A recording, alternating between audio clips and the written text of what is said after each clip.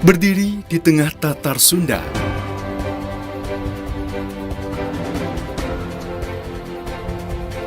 yang kaya akan ragam budaya,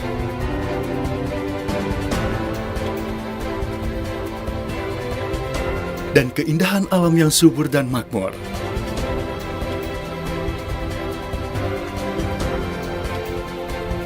Menjadi tonggak dalam mencerdaskan kehidupan bangsa.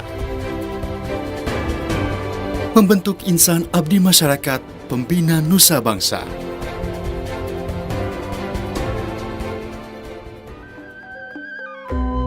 Universitas Padjadjaran atau Unpad lahir dari prakarsa pemuka masyarakat Jawa Barat dan dukungan pemerintah daerah untuk memiliki perguruan tinggi yang mampu menyelenggarakan berbagai bidang keilmuan.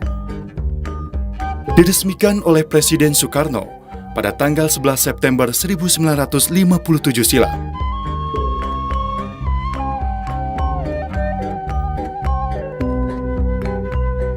Hingga saat ini, Unpad telah memiliki beragam capaian prestasi kelembagaan.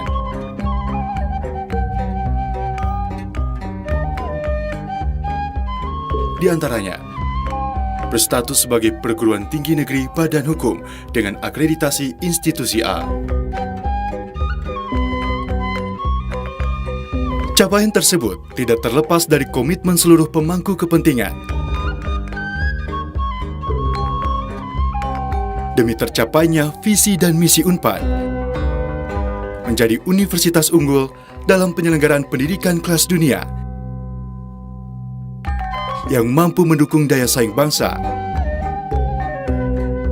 melalui proses pendidikan bermutu dan penelitian yang inovatif.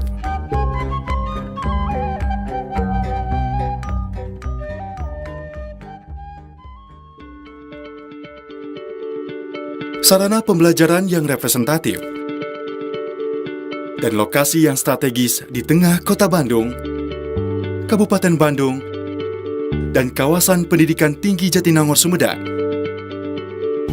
menjadikan Unpad sebagai universitas yang unggul dalam penyelenggaraan pendidikan, penelitian, dan pengabdian kepada masyarakat.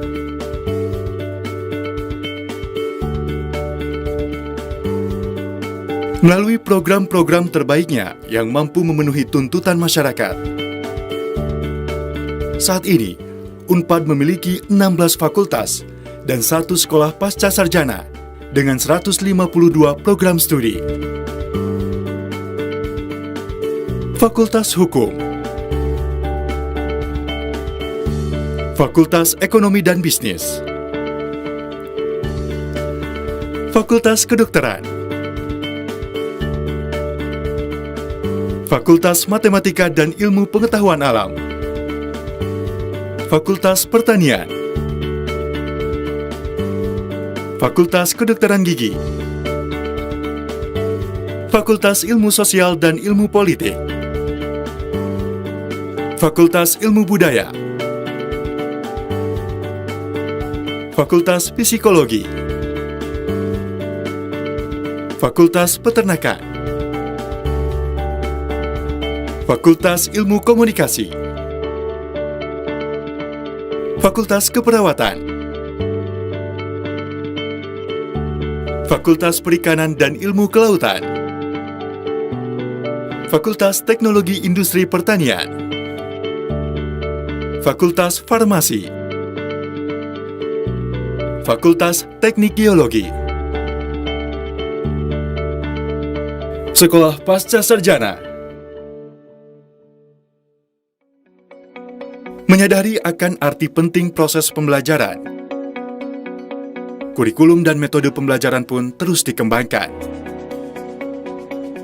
Mengikuti dinamika kebutuhan para pemangku kepentingan. Saat ini, Unpad sudah menggunakan metode pembelajaran berbasis student-centered learning, yaitu metode pembelajaran yang berbasis pada mahasiswa untuk terlibat secara aktif dalam mengembangkan pengetahuan, keterampilan, sikap dan perilaku dengan kurikulum berbasis kompetensi. Dengan dukungan staf pengajar dan tenaga kependidikan profesional, Unpad mampu menghasilkan lulusan yang berkarakter dan berdaya saing. Sampai saat ini, tercatat puluhan ribu mahasiswa dari penjuru Indonesia dan ratusan mahasiswa mancanegara menempuh studi di Universitas Padjadjaran.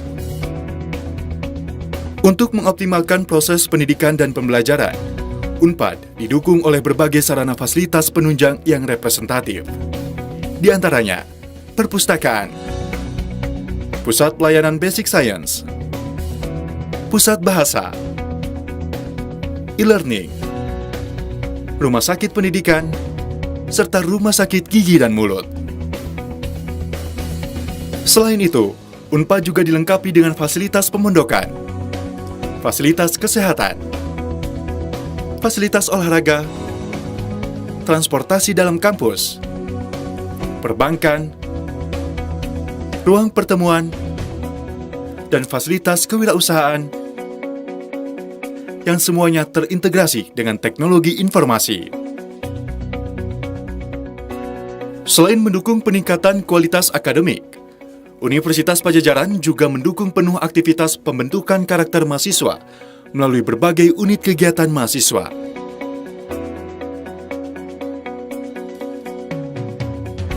Sebagai bagian dari masyarakat, Universitas Padjadjaran menyadari betul fungsinya tidak terbatas pada pengajaran semata, melainkan mencakup aspek sosial dan budaya.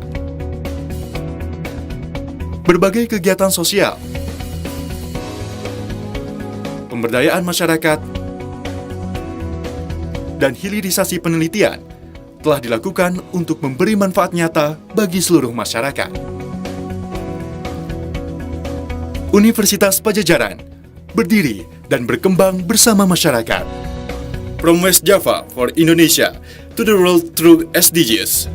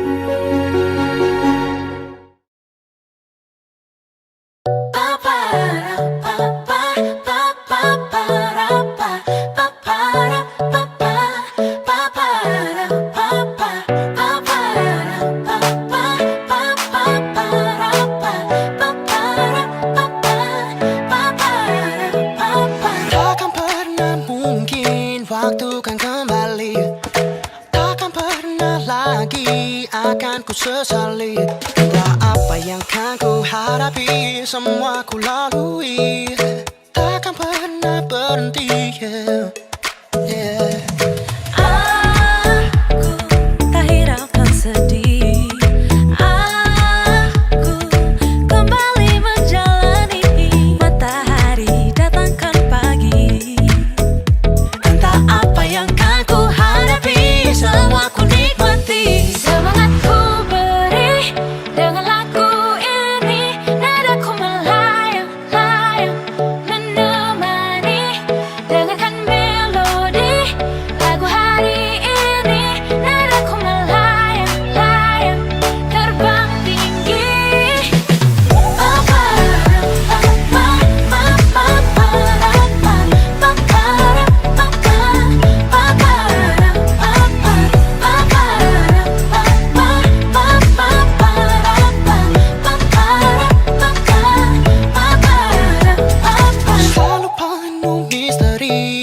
kehidupan ini.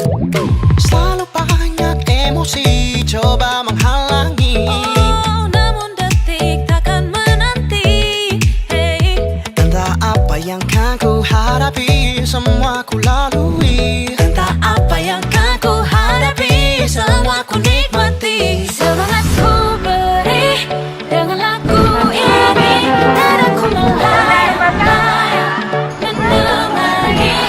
Dengarkan melodi lagu hari ini, nadaku melayang-layang terbang tinggi.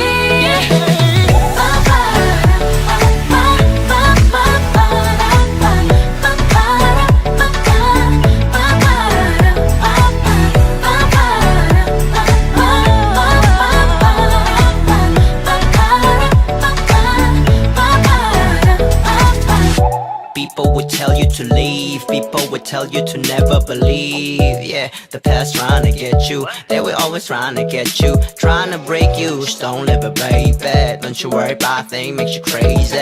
Yeah, biarkan yang lalu pergi, mari jalani hari yang baru, jangan hilang semangatku. Ku beri dengan lagu ini, nadaku melayang-layang menemani. Dengarkan melodi lagu hari ini, nadaku melayang-layang terbang tinggi.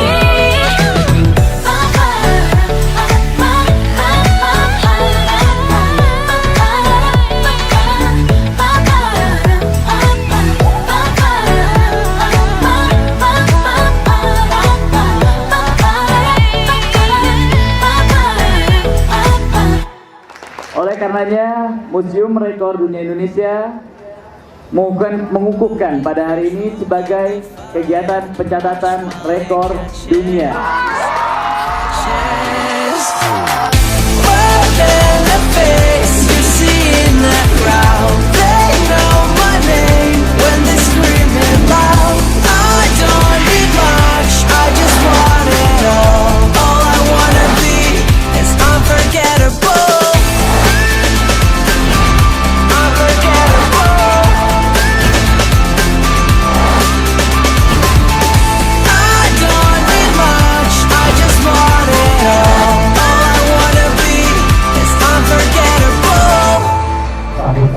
Salam perjuangan mahasiswa, salam menjaga romantisme perjuangan mahasiswa, salam yang menunjukkan seluruh perjuangan mahasiswa.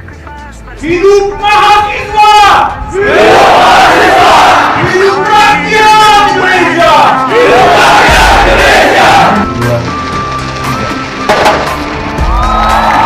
Selamat datang di Universitas Padjadjaran.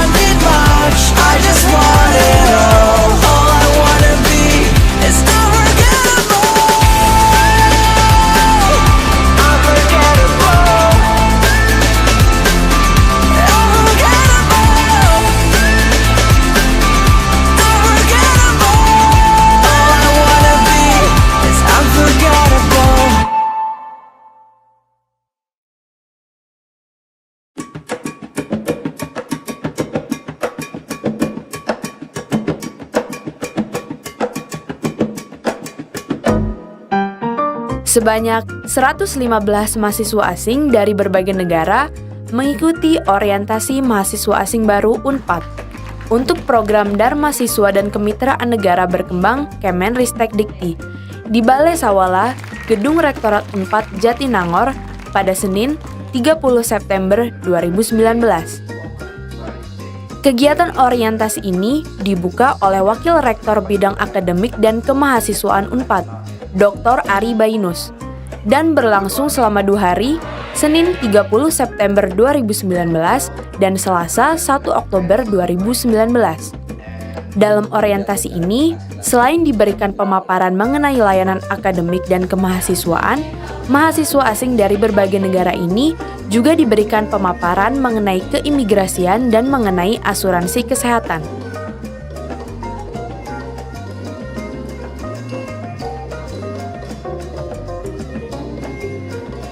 Hari ini ini kami menyambut ada kurang lebih 115 mahasiswa yang datang dari 15 negara. Dan mahasiswa-mahasiswa ini adalah mahasiswa yang mengikuti program full degree 1 tahun sampai 2 tahun yang tersebar di beberapa fakultas. Tentunya yang paling banyak ada di dalam program di Fakultas Ilmu Budaya dan Sastra. Yang kami cermati, anak-anak internasional ini semakin hari semakin tinggi minatnya untuk mempelajari bahasa dan kebudayaan Indonesia. Yang kami cukup senang adalah program Dharma Siswa dan program KNB yang menjadi program unggulan dari kementerian itu hanya kurang lebih 25% dari jumlah total peserta. Dan sisa peserta yang lain itu datang dari program kerjasama yang datang dan diinisiasi dari program studi yang ada di fakultas. Sehingga ini salah satu barometer dan parameter terukur bahwa apa yang dikerjakan oleh Direktorat Kerjasama dan kerja keras teman-teman yang ada di program studi dan juga fakultas tergambar dari begitu banyaknya mahasiswa asing yang hari ini datang dan bergabung di orientasi internasional di Unpad. Adapun mahasiswa asing yang mengikuti kegiatan ini berasal dari negara Republik Rakyat Tiongkok, Jepang, Malaysia, Korea Selatan, Thailand, Laos, Vietnam, Papua Nugini, Jerman, Belanda, Prancis, Turki, Sudan, dan Meksiko. Mahasiswa asing merasa senang karena disambut baik oleh pihak Universitas Padjadjaran melalui kegiatan orientasi ini. Setelah belajar bahasa Indonesia di Unpad sudah lama, 5 bulan aja. Jadi saya suka Unpad, tapi di Patikur aja.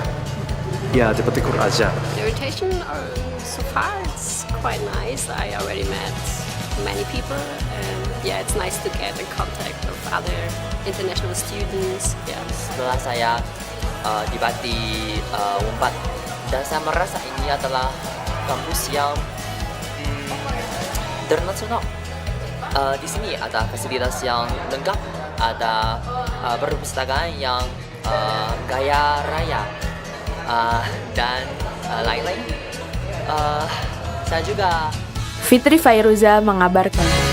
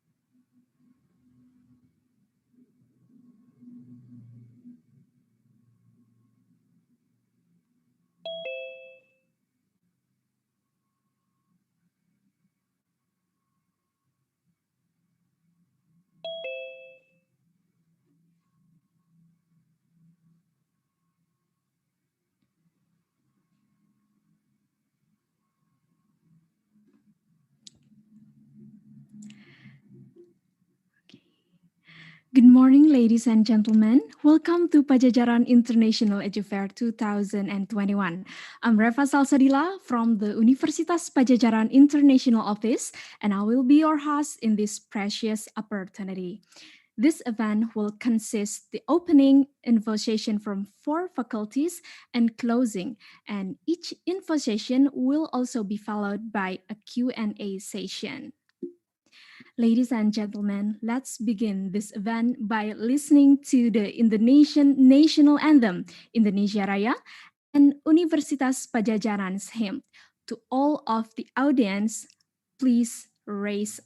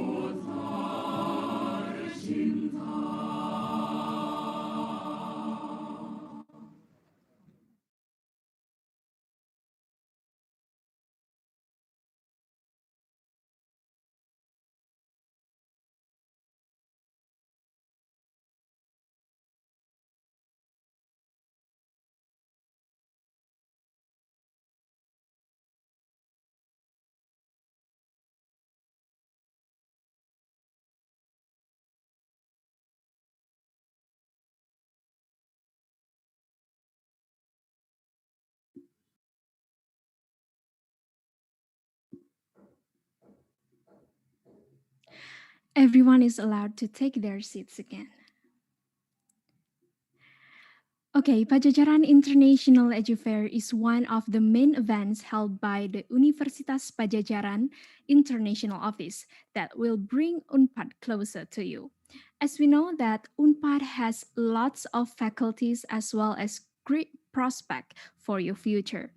Having said so, today we will find out about various information regarding faculties and school in Unpad, including the international admission for the international students. There will be 4 sessions in 2 days, 2 sessions for social science and humanities, and at the second day for natural science. At the day 3, we will have an interesting talk show with our international and local students about campus life, global, and local exposure. So don't forget to follow all of our agendas for an insightful information about Universitas Padjadjaran. Okay, ladies and gentlemen, we will now hear the welcoming speech from the head of Unifu, Dr. Roni Lesmana. Time is now.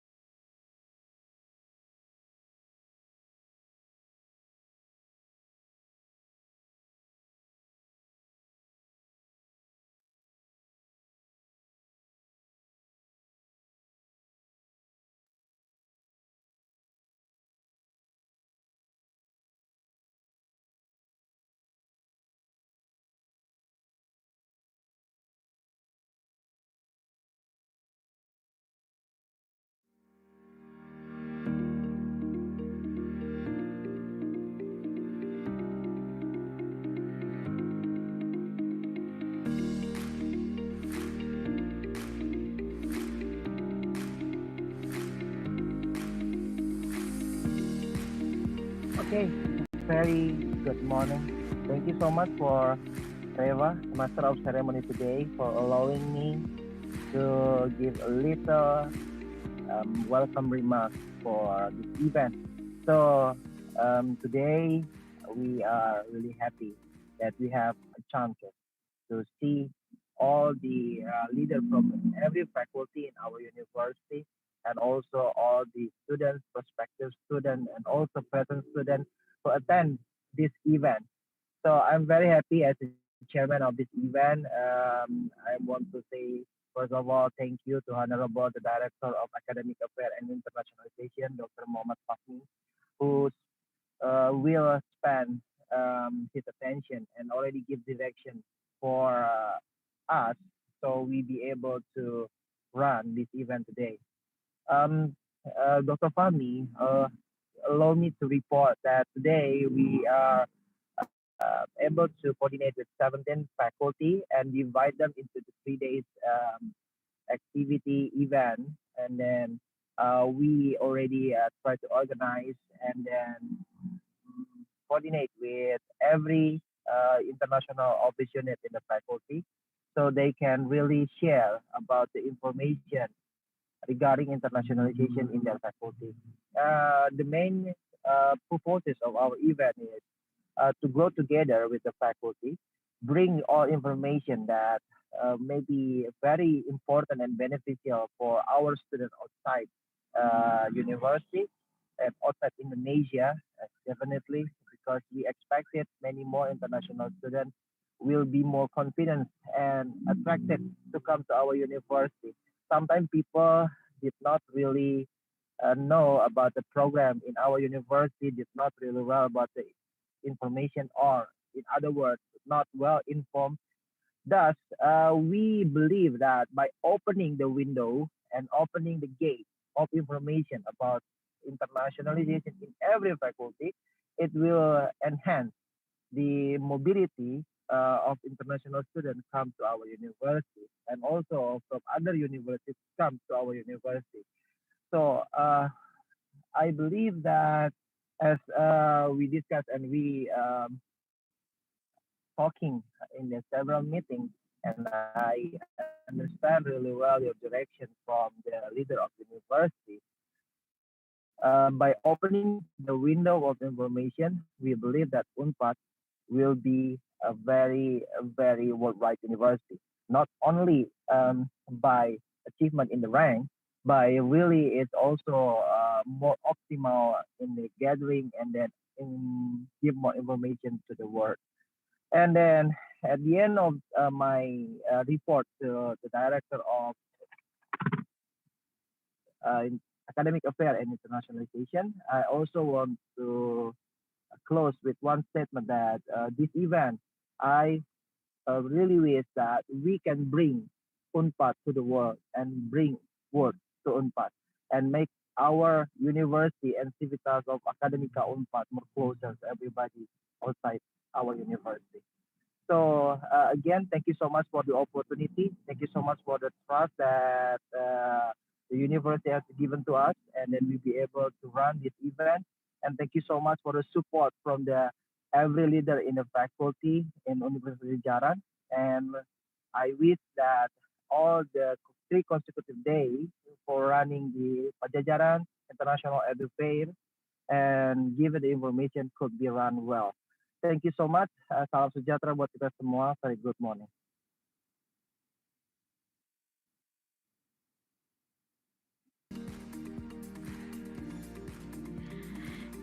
Thank you for the welcoming speech, Dr. Roni Lesmana. And ladies and gentlemen, we will now hear the opening remarks from the Director of Education and Internationalization, to His Excellency Mr. Muhammad Fahmi. Time is yours.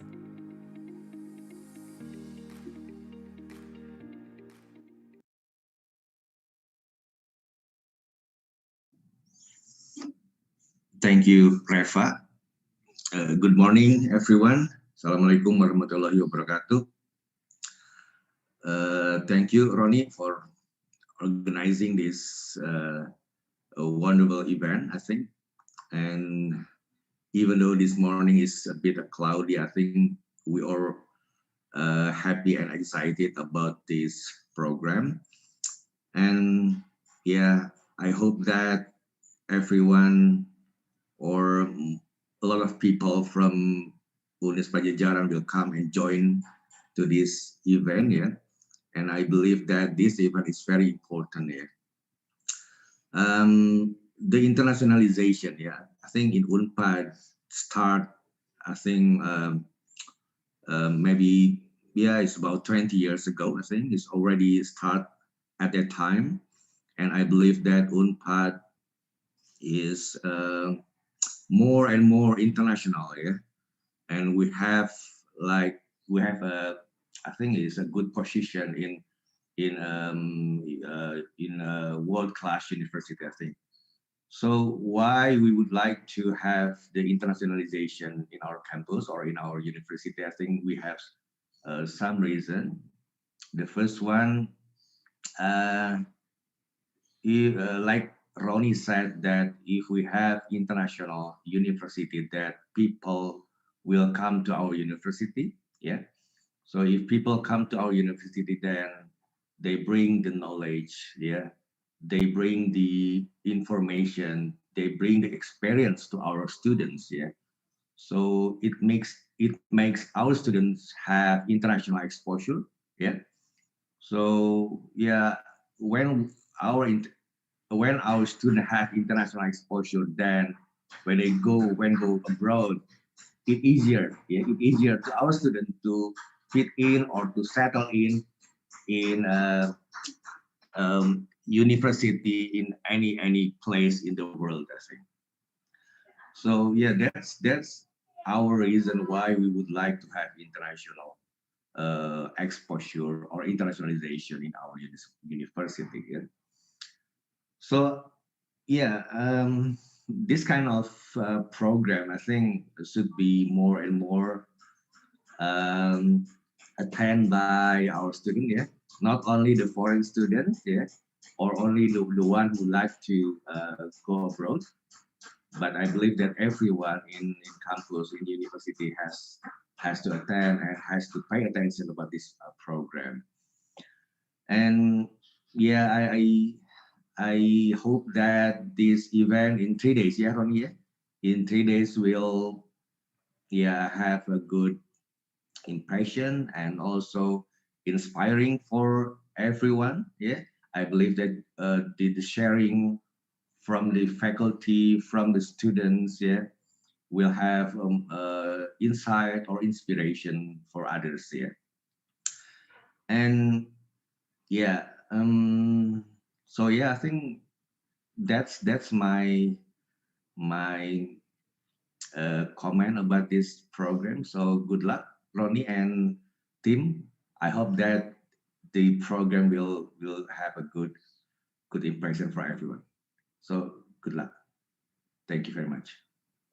Thank you, Mr. Director. Thank you so much.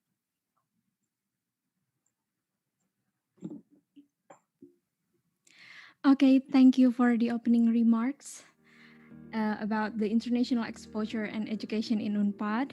And ladies and gentlemen, before we begin, I'd like to inform you that if you have any questions, please write it in the YouTube live chat and don't forget to mention your name and institution if any. Okay, for the first Reva, session, Reva, yeah, yes, Dr. sorry, Annie. before we continue for the first session, could we still have Mr. Fahmi here take a picture together for all of us who are in the Zoom meeting room? So it's kind of like, what's that, documentation? Can we take a picture first with Mr. Fahmi? I don't know, Mr. Fahmi still in the room or not? Okay. Mr. Fahmi, can we take a picture for a moment and then you can continue with the other activity, Director? Thank you. Yeah. Okay. Okay, please open cam all the committee so we can take a picture. Okay, Reva, for the could photo you session. take a picture for us, Reva? Yes, I will direct for the photo session. Sure. Okay, everyone, please open the camera.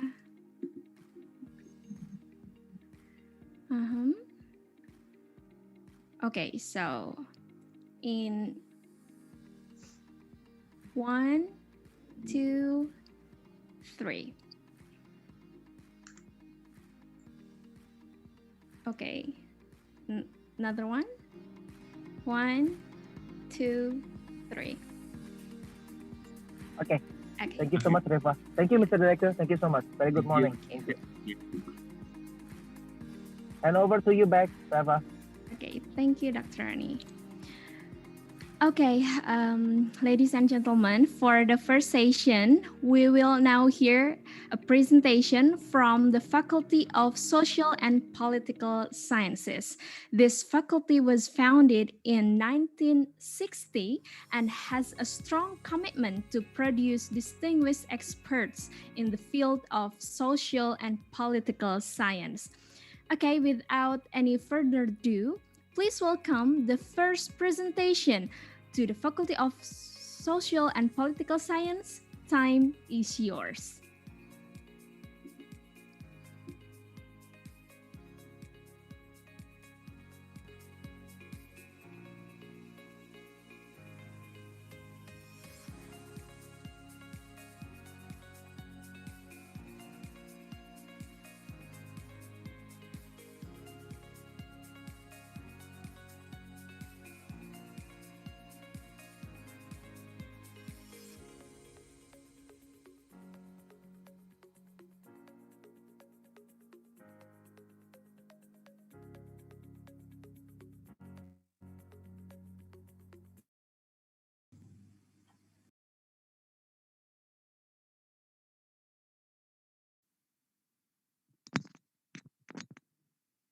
Okay. Good morning, everyone. Thank you very much indeed for coming today to this presentation. We're very happy to have this chance to introduce our faculty. My name is Kirana and I'm majoring in political science. I'm here today with 4 other physics students to give you the presentation. In addition to the 5 of us, we're joined by Ms. Safitri, as the head of International Office of FISIP, who will be happy to take your questions during the next session. I'm going to start out today by sharing with you the introduction and the history of our faculty. The Faculty of Social and Political Sciences, or FISIP, Universitas Padjadjaran, was established based upon the needs of an education center to produce distinguished experts in the field of social and political sciences and contributes to the advancement of society. The faculty provides two major categories of courses. First is general courses and specified courses. The general courses aim to give students basic concepts of social and political science. Meanwhile, the specified courses consisted of theory and methodology, aiming to give students professional competence in chosen study programs. The students are also equipped with skills to grasp various social and political phenomena occurring in social communities through community service. Next, I'm going to share with you the history of our faculty. On February 28, 1958, the rector of Universitas Padjadjaran issued Decree Number 4 concerning the formation of an ad hoc committee in charge of preparing the faculty. On October 13th, the ad hoc committee established the Faculty of State Administration and Commerce under the Padjadjaran Trustees Foundation supervision as the forerunner of FISIP.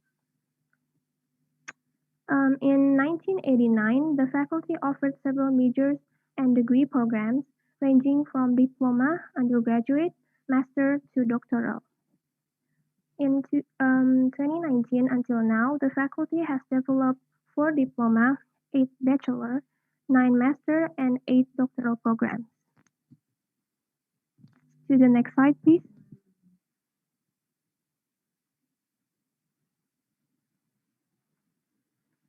Okay, good morning, fellow participants and committee. Before I start my presentation about the faculty officials, maybe a little disclaimer and my apologies because there has been some structural changes that occurs in our faculty. So maybe the name that I'm going to be mentioned in here is not 100% accurate. So my apologies for that. But currently, the Dean of Faculty of Social and Political Science is held by Dr. Erwi Budi Sumadinata, SIP, SSC, MT, MSc, Han. And then the Deputy Dean for Learning and Student Affairs and Research is held by Dr. Ida Widya Ningsih, SIP, MA, PhD. Deputy Dean for Resource and Organization is held by Dr. Muhammad Beni Alexandri, SAMM. Manager of Learning, Student Affairs and Alumni is currently held by Dr. Herio, SPSC, MM. Manager of Research, Community Service and Innovation and Collaboration is currently held by Dr. Caroline Pascarina, SIP, MSc. And next up is Manager of Resource Planning and Innovation is held by Mr. Arif Firmansyah, SSMSE, and Head of International Office Unit is currently held by Mrs. Safitri Adityan. So, and then next up we have Head of Departments and Head of Diploma Programs, and of course certainly every Head of Departments and Head of Diploma Programs and Bachelor Program has an excellent expertise in the respective field of study. Maybe next fellow participants can read the head of department, and then we have some active professors. There's have Professor Ukan Sukoca Abdullah, Professor Dr. Andes Haji Budiman Rose MS, Profesor Dr. Andes Utang Suwaryo, Profesor Dr. Andes Samtio Ibnu Rejo, Profesor Dr. Haji Samudia Jaraharja, Profesor Dr. Andes Yani Muhammad Yani, Profesor Dr. Andes Haji Yahya Farsinaja, Profesor Dr. Nandang Adeliar Nur, Profesor Dr. Andes Opan S. Suwarta Praja, Profesor Dr. Andes Muhammad Fadil Nurdin, Profesor Dr. Ari Bainus, and Profesor Muradi SSMSC PhD. Maybe next.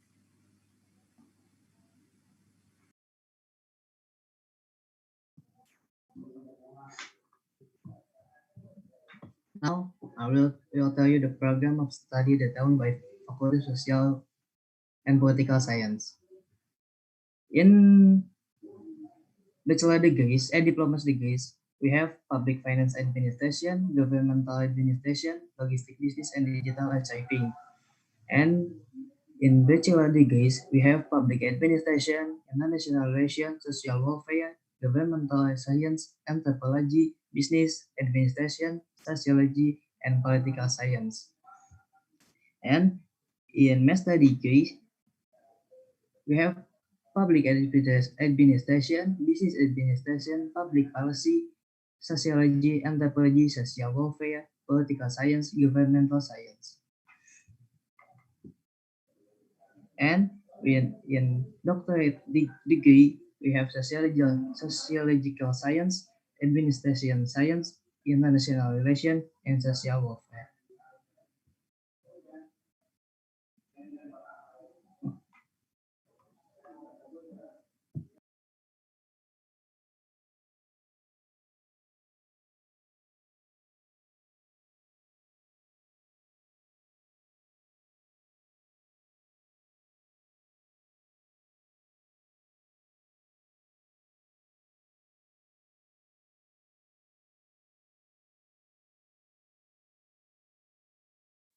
Okay, as for the facilities and infrastructure that we have,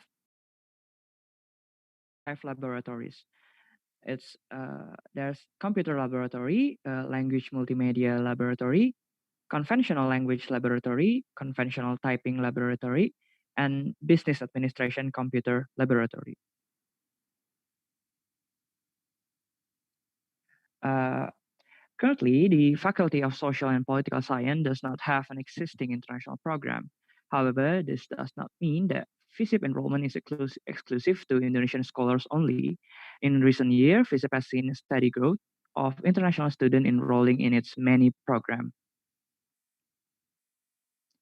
This is the list of our international students that enroll in many and countless of our program. Okay, can we go? Yes, thank you. All of our programs are designated in such way so that our student can choose from different pathway in gaining international recognition, experience, and qualification. We take pride in our proven ability to nurture students through our teaching and learning process in preparing them for careers. Our students have been well received by our network of partner university. Many have accomplished outstanding academic achievement. FISIP Unpad is one of the best places for students, both local and international, to develop their knowledge in social and political science. Beside the international students that enroll in our existing program, FISIP has also carried out activities and events on international scale. Events such as last year ASEAN Youth Initiative Conference and countless of other international webinars that are being held by the faculty and many of its departments. This is the photo of FISIP.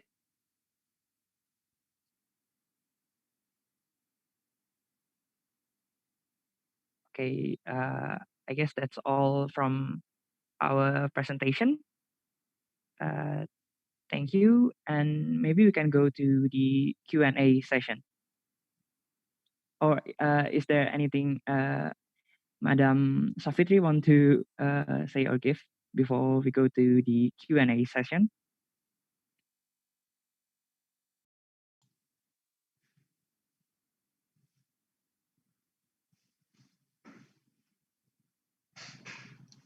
Okay.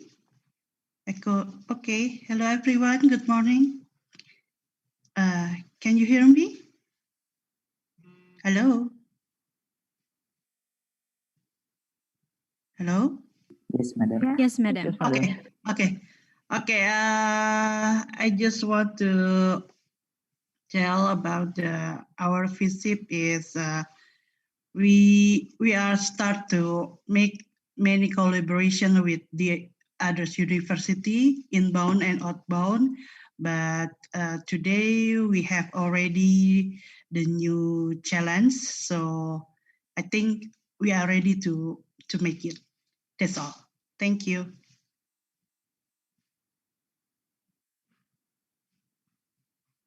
Okay. Okay. Sorry.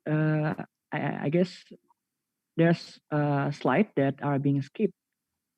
Can we go to Okay, the let's continue, department? right? Okay, let's Yeah, continue. there's slide that skipped before this slide. The department and program slide. Yeah, program study. Yeah, can we go to the program of study? Yes, thank you.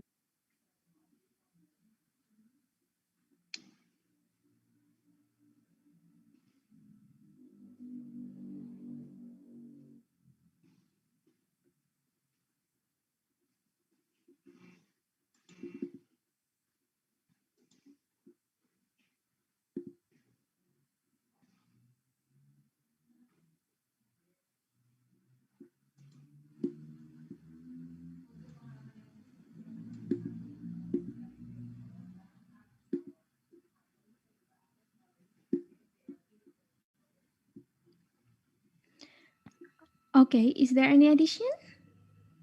Please.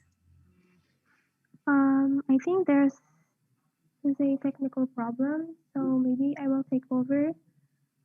So I'm going to introduce you the programs of study in FISIP. First is public administration. So public administration is a program designed for the students to master organizational concepts and theories, public sector management, as well as techniques for solving problems in the administration of public. Graduates of this program have competencies in the management of public organizations such as human resources management, performance management, and etc. The second is international relations. The international relations program does not only provide the study of cross-country relations, but also non-state actors such as international organizations and multinational companies. Students of this program are provided with a comprehensive understanding of various international aspects of the interaction between these actors. This includes economic, legal, socio-cultural, defense, and security aspects.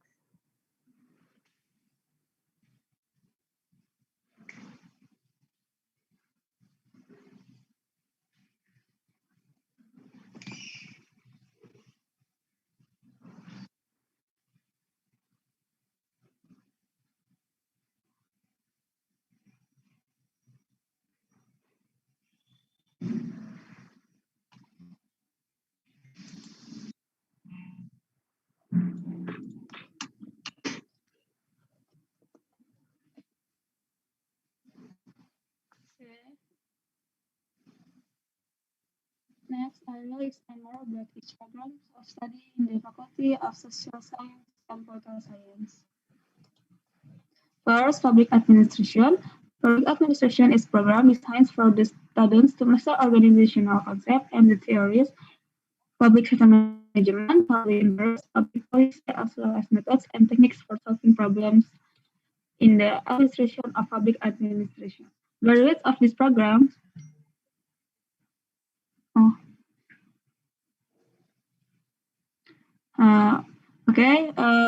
to third, social welfare. Social welfare is a program that aims to teach basic knowledge of social work, which include knowledge of human behavior and the social environment, values, principles, social work ethics, as well as social policies and services at the local, national, and international level. Next is government science. The government science program carries out quality education in the fields of government science to produce graduates who are morally and academically competitive that are beneficial to society.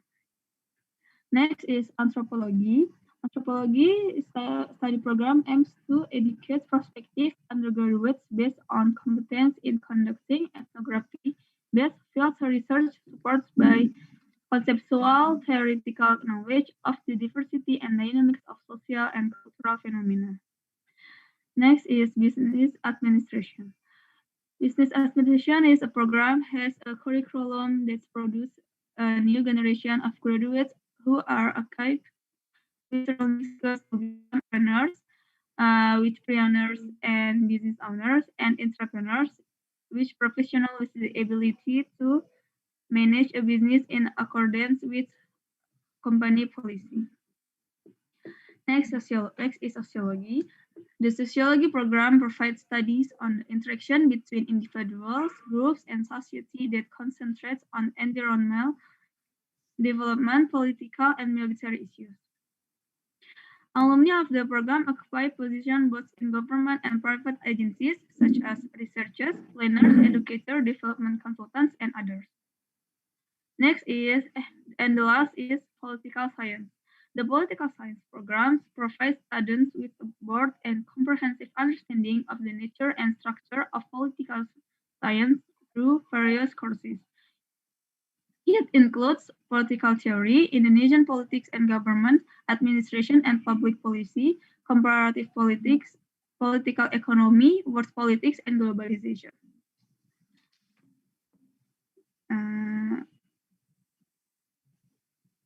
Maybe next you can move to the Q&A question. Okay, so is that all from FISIP?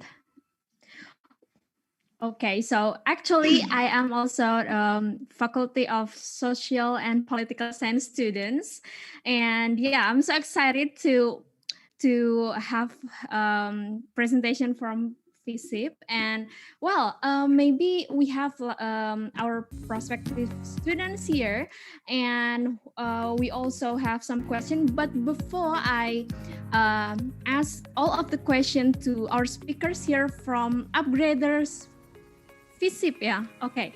I actually have my own question about the program in FISIP. As we know that we have like a fast track program, and yeah, about such program. Would you please explain about that program? Because I think it is one of an interesting program that owned by FISIP.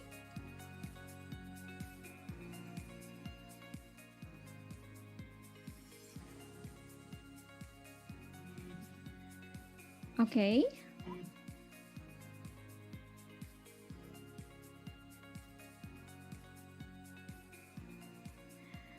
Should I repeat the question? Because so we have Madam Safitri here. Yeah. Hello, Madam. Yeah, okay. Good morning. Okay. Morning. You can hear me? Yeah. So I'm also FISIP students, Madam, and Okay. well, so I actually curious about some program in FISIP, as we know that we have fast track acceleration program. So how is that program, Madam? Okay. I think that fast track program, maybe we have we still running that program, but I think the student there is no a lot of students who interested in that program. So I think maybe we have to what about that? We have to socialize again that program. Maybe there more the student will be interesting with that program. That's it. Oh, okay. So yeah, that's another information for our prospective students that FISIP now is preparing for the fast track program, and of course we're still preparing. Yes, but I'm sure it will be realized soon. Yeah, Madam. maybe. So the student come on. Yeah, go on, Madam. Yeah, student come to maybe you have interesting with that program, so we can support. Yeah, so that's one of good news from FISIP. So for those who wants to enroll for the bachelor's degree or even the graduate degree in physics, it will be one of the beneficial things that you can choose for the study program. Okay, so Madam, we have another questions here from our viewers in YouTube. And the question is, does FISIP have any exchange agreements with other universities, especially universities in abroad? And yes, that's the question, Madam. Yes, of course, we have the agreement with the other universities, especially from abroad universities. But we have the new one. We have the collaboration with the for double degree from Tohito University in Japan. But this is only for doctorate programs. Yeah, this year maybe we have to send one of our student, a doctoral student, to go there. So we have also collaboration with Malaysia, with UKM, UUM, and also UM, and the other universities, and Japan also, South Korea, and in France from University La Rochelle, we have 2 students who go there, but it's been a long time ago. Maybe 5 years ago, we have sent our student to go there for exchange student 1 year. Thank you. Wow, so well, there are lots of opportunity for the international exposure here in FISIP. Of course. We are still running for that, for the collaboration with the other universities. Okay, but actually, we also have sent, just for your information, for our audience, that Unpad has oftenly sent our students, Unpad students, to any other university all around the globe for many programs. Be in exchange program, for the volunteer program, and many more. So yeah, if you're looking for the international experience, Unpad provide that all. So okay, we have another question, madam. Okay, so as we know that accreditation is one of an important things, and yeah, maybe of course our prospective student is also always make the accreditation as their consideration to choose the university, to choose the study programs like that. So the question is, what are the accreditation for FISIP study programs? This is most of all accreditation for FISIP studies program is A, but there is 1 or 2 study program is still B because they're still young. They're still 1 or 2 or 3 years, like program study social and also for politics. They're still B because they're still we don't have the alumni. Okay, so yeah, almost all of the departments get the A accreditation, which is it is best accreditation. But yeah, for some departments just gain B, but it is just because it's still new. Okay, thank you, madam. And yes, actually, we have more question here, and maybe I think this question is coming from Indonesian prospective students, because he or she asked, like, does FISIP Universitas Padjadjaran has Campus Merdeka program? And maybe just for your information, for the prospective international students, that Campus Merdeka, or we can call it like Independence Campus, is one of the program that allow the students to take internship or any other program, either internship, voluntary activities, or exchange student, and it's include to the credits per semester. And yeah, so does FISIP Unpad has that program, madam? Yes, of course. We have for this is the second semester.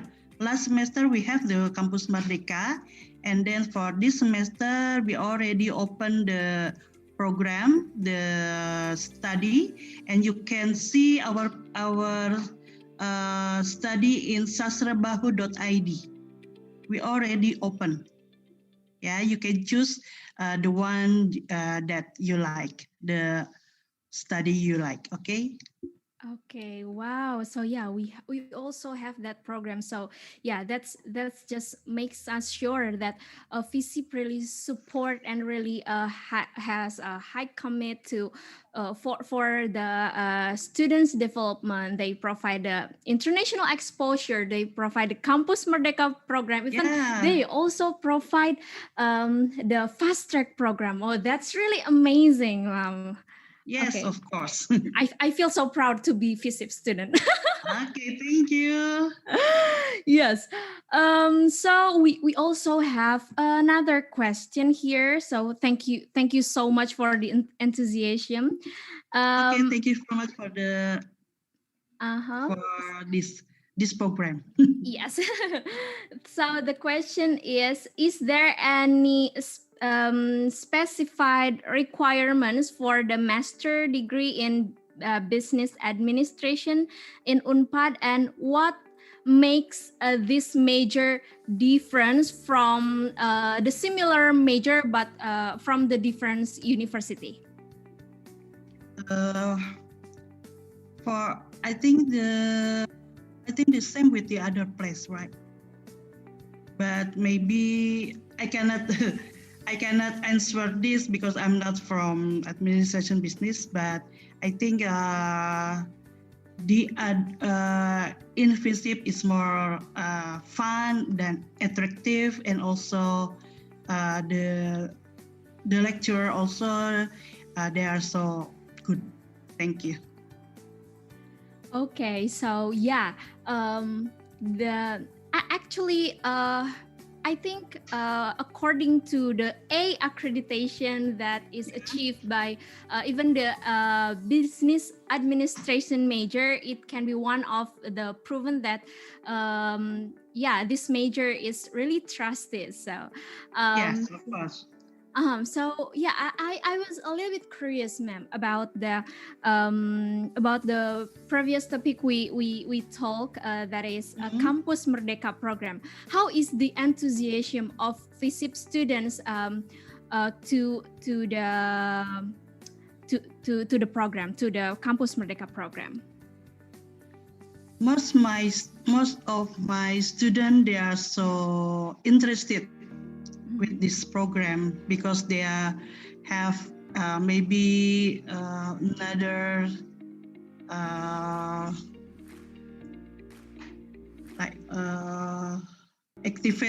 activation, and also they will be have more like, what is that? I think I'm sorry. I think they are so interested with this Campus Merdeka. Okay, so yeah, I am actually one of the students who enrolled the Campus Merdeka program. So yeah, it is really beneficial for the students because they can develop themselves through internship program. And just for your information, guys, that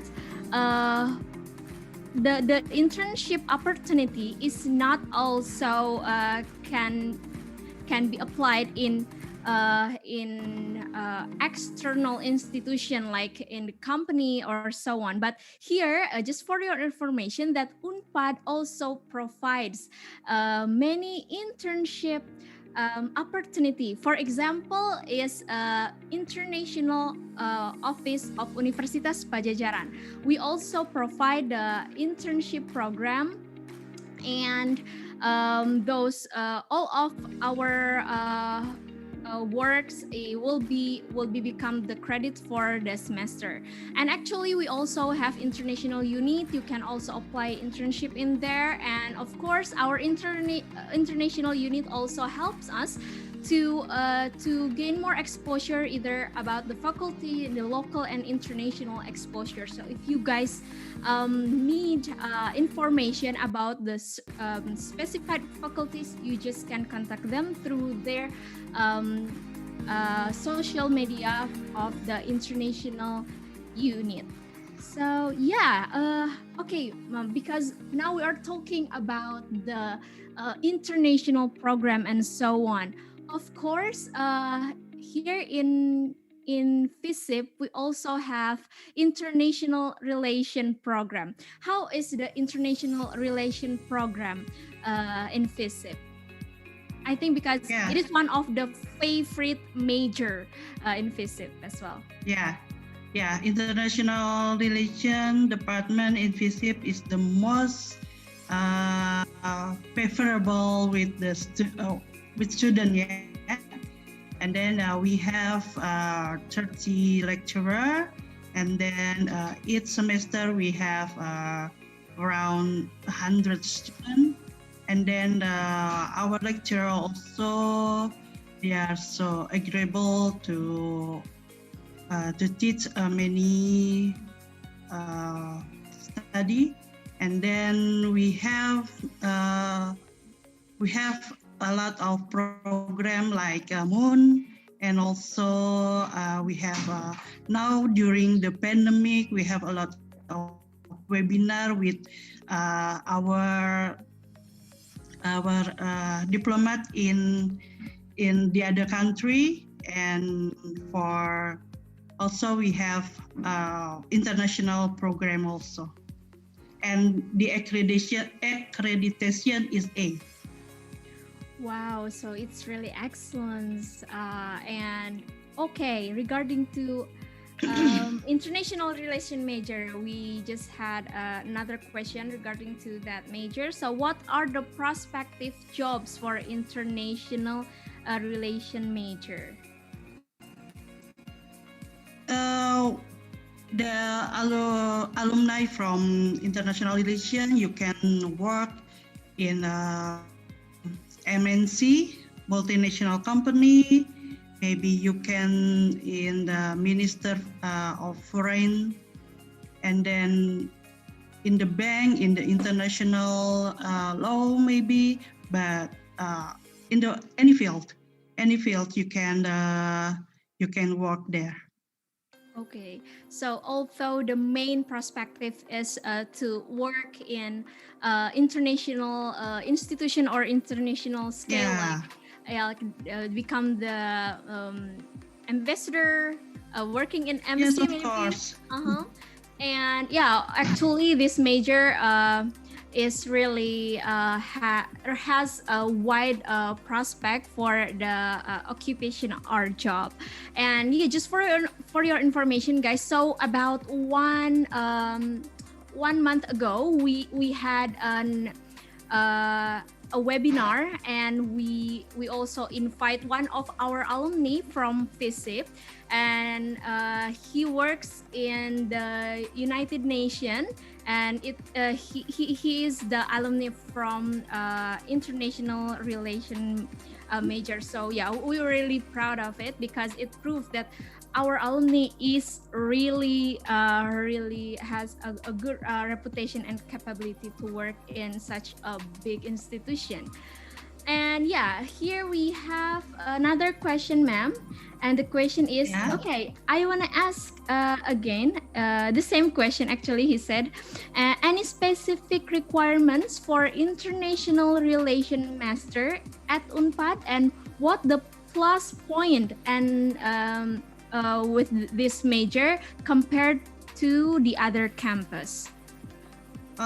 Okay, for the master IR in Unpad is I think the same with the other campus, but the plus point, we have foreign student in the class for the master program. And this is the different with the other campus maybe. And then we have also the guest lecturer from the other university from abroad. And then we have the agreeable lecturer. Thank you. Okay, so yeah, so for those prospective students who want to enroll the class in international relation in any study level, just don't hesitate because we offer a good perspective and also a really good reputation. We have good accreditation and we also have good lecture. And okay, I think we have another question. Does Unpad has a partnership with any big companies for such internship and such things? Ma'am. Yes, of course. We have a partnership with Telkom, with Danone also, and so on. We have yes, of course. Okay, so yes, just don't worry if you want to gain more experience through internship with really big companies here in Indonesia, or even maybe if you want to get such a global exposure, we have it. We provide you for such experience. So okay, yeah, thank you. Mm-hmm. So if you guys have any other question regarding to this faculty of Social and Political Science, just feel free to comment down below on the live chat YouTube. And yeah, just for your information, if you want to get information regarding to FISIP, you can visit their website in www.fisip.unpad.ac.id, and there you will have complete information regarding to this faculty. Okay, so we talk about the international students, ma'am, because I think generally the question is maybe it's coming from the local students, the local prospective students. So how about the international admission for the international students? Is there any difference? Like maybe should they provide the Indonesian proficiency test, like maybe we usually provide TOEFL, or how about for the international students, should they be fluent in Indonesian before they enroll the class? I think this for the tuition is depend from agreement with the university, right? Mm-hmm. I don't know much about that, but I think it depends with the agreement with the universities. Oh, okay. And previously that you said we have international students for the master program. So what language does we use in the class for the master program? It is English or Indonesian? For the master class, as I know, we still mix in English and Indonesia, because we still running for the lecturer who fluent in English also, but we have a lot of lecturer who can speak English well. But this for the class, maybe this is a mixed student with the foreign student and local students. So we have mixed language, English and Bahasa Indonesia. Okay, but for the future, we will have English class. Okay, so for now we have like a mixed class between English and Indonesia, but in the future we will have full English class. So, but actually, I think it is really important for us to, especially for the international students who coming from outside of Indonesia, we have to get to know about Indonesian language, because just for information, because here in Indonesia our first language is Indonesian, so Indonesian is mandatory for you if you want to live in Indonesia, or even if you want to study here in Indonesia. So maybe for our international students, we have to start from now to learn Indonesian. Maybe we can start from a little really simple things like apa kabar, or selamat pagi, things like that. Yes, for daily life, right? Yes, because actually we use Indonesian for daily life. So you have to prepare it, guys. Yeah. Okay, so I think there's no more question for the PSIP session here. Thank you, ma'am, for your time and for such. Thank you very much. Yeah, thank you for. See you again. Thank you, mom. See you and. Okay, see you again. Thank you very much. Thank you. Have a nice day, mom. Yeah. Okay. So, but mom, before okay. Yes. Before we change into another segments, I would like to have a closing statement from you. Maybe you can you can say something to attract all of our prospective students to study here in FISIP Unpad. Wow. Okay. So I will welcome you to come to FISIP Unpad, and please join us. Thank you. Okay, thank you, mom. Okay, for our audience, if you have any other question, please write down below on live chat YouTube. And if you still curious more about Faculty of Social and Political Science, please reach them out through their website on www.fisip.unpad.ac.id. Okay, so it was the first session for FISIP, and now we are going to move to the second session. So, which faculty is this?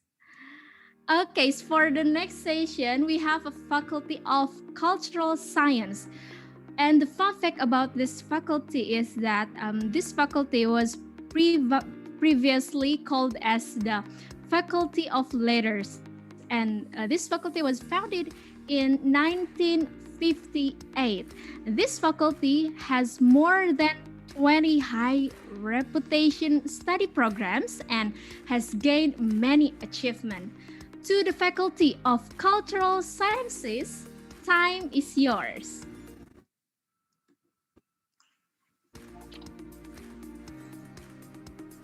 Okay, thank you very much. Could I have the screen, please?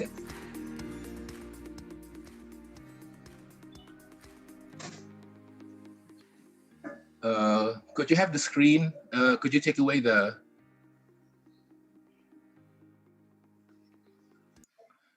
All right. Thank you very much. And could you spotlight me, please? Whoever is in charge of the technical issues.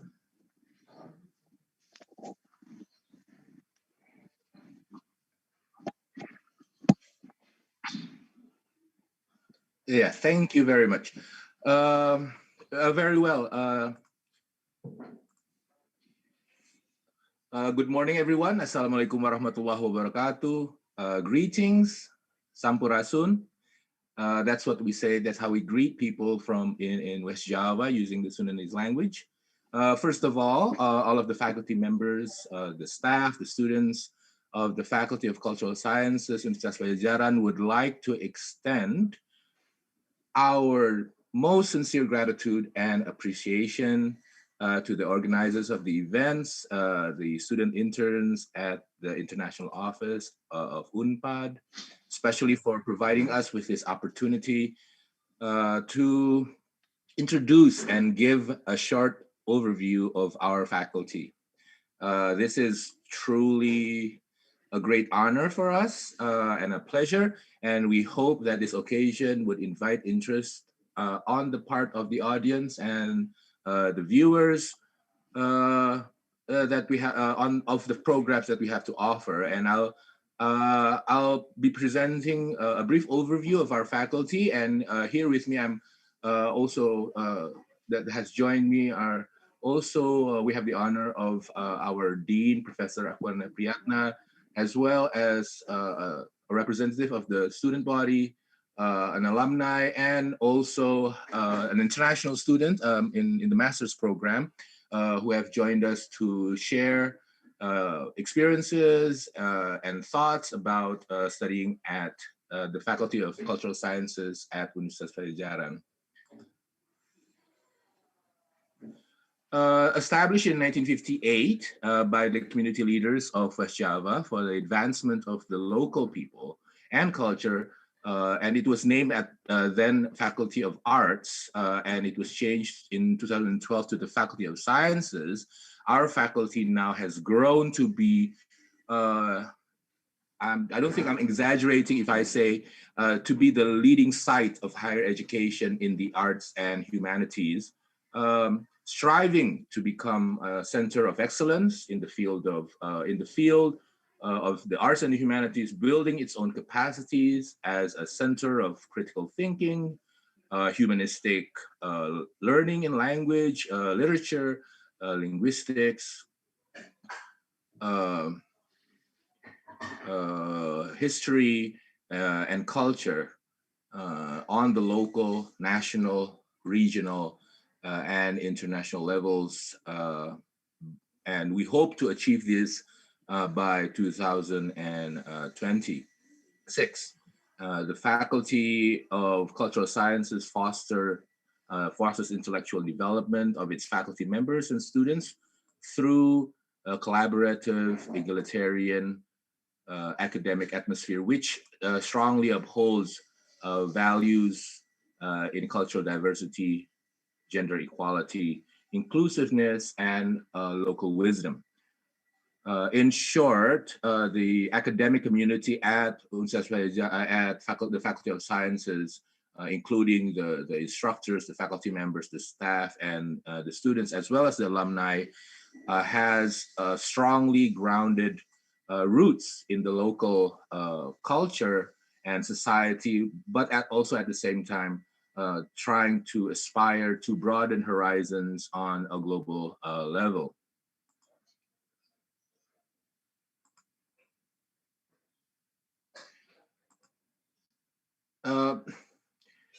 With its beginnings of merely 4 undergraduate programs, the Faculty of Cultural Sciences now houses 3 academic departments, namely the Department of Linguistics, the Department of Literature and Cultural Studies, the Department of History and Philology, and we offer 9 undergraduate programs, which includes 1 vocational program, 3 master's programs, and 1 doctoral program. Currently under the leadership of Professor Akwarini, that's this one, as the Dean, and Dr. Lina Melinawati Rahayu as the Vice Dean of Learning, Academic Affairs, Student Affairs, and Research, and that's this one. Wait, this one, yeah. And Dr. Mumuh Musin Zakaria as the Vice Dean of Human Resources and Organization. The Faculty of Cultural Sciences served 3,354 undergraduate students, 115 of whom are students of the vocational program or the applied undergraduate program here in Bahasa Indonesia that would be called the Sarjana Terapan or the 4-year diploma program, as well as 301 postgraduate students on master's and doctoral levels. Studies at the Faculty of Cultural Sciences are supported by the expertise of 124 faculty members, 7 of whom hold full professorships, such as our own dean, Professor Akun Priyatna, who has achieved full professorships. 36 hold associate professorships, and 47 with assistant professorships, who are in general respected on local, national, and international communities in their respective fields. Studies are also equipped with such facilities as language laboratories, an outdoor theater, traditional and contemporary music instruments, and not to mention, we also use the most recent digital technology on online learning platforms, which takes the art and humanities, usually understood as sort of like a conservative field of study. Such technology has brought the arts and humanities into the digital age of the 21st century. And students' interests and competencies are also enhanced by the number of co-curricular as well as extracurricular activities available for the students, both undergraduate and graduate levels. The undergraduate programs offered to Indonesian and international students represent the balanced academic interest of the faculty in local, national, and foreign languages, literatures, cultures, and histories. This includes Indonesian studies, Sudanese studies, history, English studies, Arabic studies, French studies, German studies, Russian studies, Japanese studies, and also the vocational program in Chinese language and culture, which is represents the faculty's responsiveness to the trends of the global culture. The Faculty of Cultural Sciences also offers master's programs in literary and cultural studies, linguistics, and history, as well as one doctoral programs in the arts, which with concentrations in literary studies, cultural studies, philology, and history, which have produced scholars and educators. So we have contributed a significant number of important scholars and educators to Indonesia, as well as the world, as many of our graduates also now hold teaching positions on various institutions of higher education, universities in different countries. Studying at Unpad's Faculty of Cultural Sciences, as in any institution of higher learning in arts and humanities, does not only involve, as most people think, learning to use languages effectively for social and professional communication, but it also sharpens, I think this is more important, it sharpens your critical thinking, broadens your horizons, and develops your awareness of the current social issues, especially those which pertain to the ever-changing globalized world of ours. Studying, I'm sorry. So international students who have fulfilled the necessary requirements are welcome to enroll in all of our study programs in the Faculty of Cultural Sciences. Of course, this depends on which program, which determines the language of instruction that will be conducted in the classes. Most of our study programs have classes conducted in Bahasa Indonesia, but of course, classes in the English program, for example, are held using the English language as the media of instruction. And on the postgraduate level, there's a mix of in Bahasa Indonesia and in English. So we have had courses in Indonesian and Sundanese languages, literatures, and cultures and histories have been of interest to international students from Europe and Asia, particularly from our experience from France and China. And but there are also courses in English and Arabic, for example, which offer Indonesian perspectives on international languages and cultures and histories. The Faculty of Cultural Sciences also provide language services to the general public, as well as services in Indonesian for speakers of other languages, which perhaps one of our graduate students will be able to share her experiences with us today from China. And Indonesian international students are not segregated into separate programs, but they're mixed so that they can know each other in the spirit of mutual understanding in general.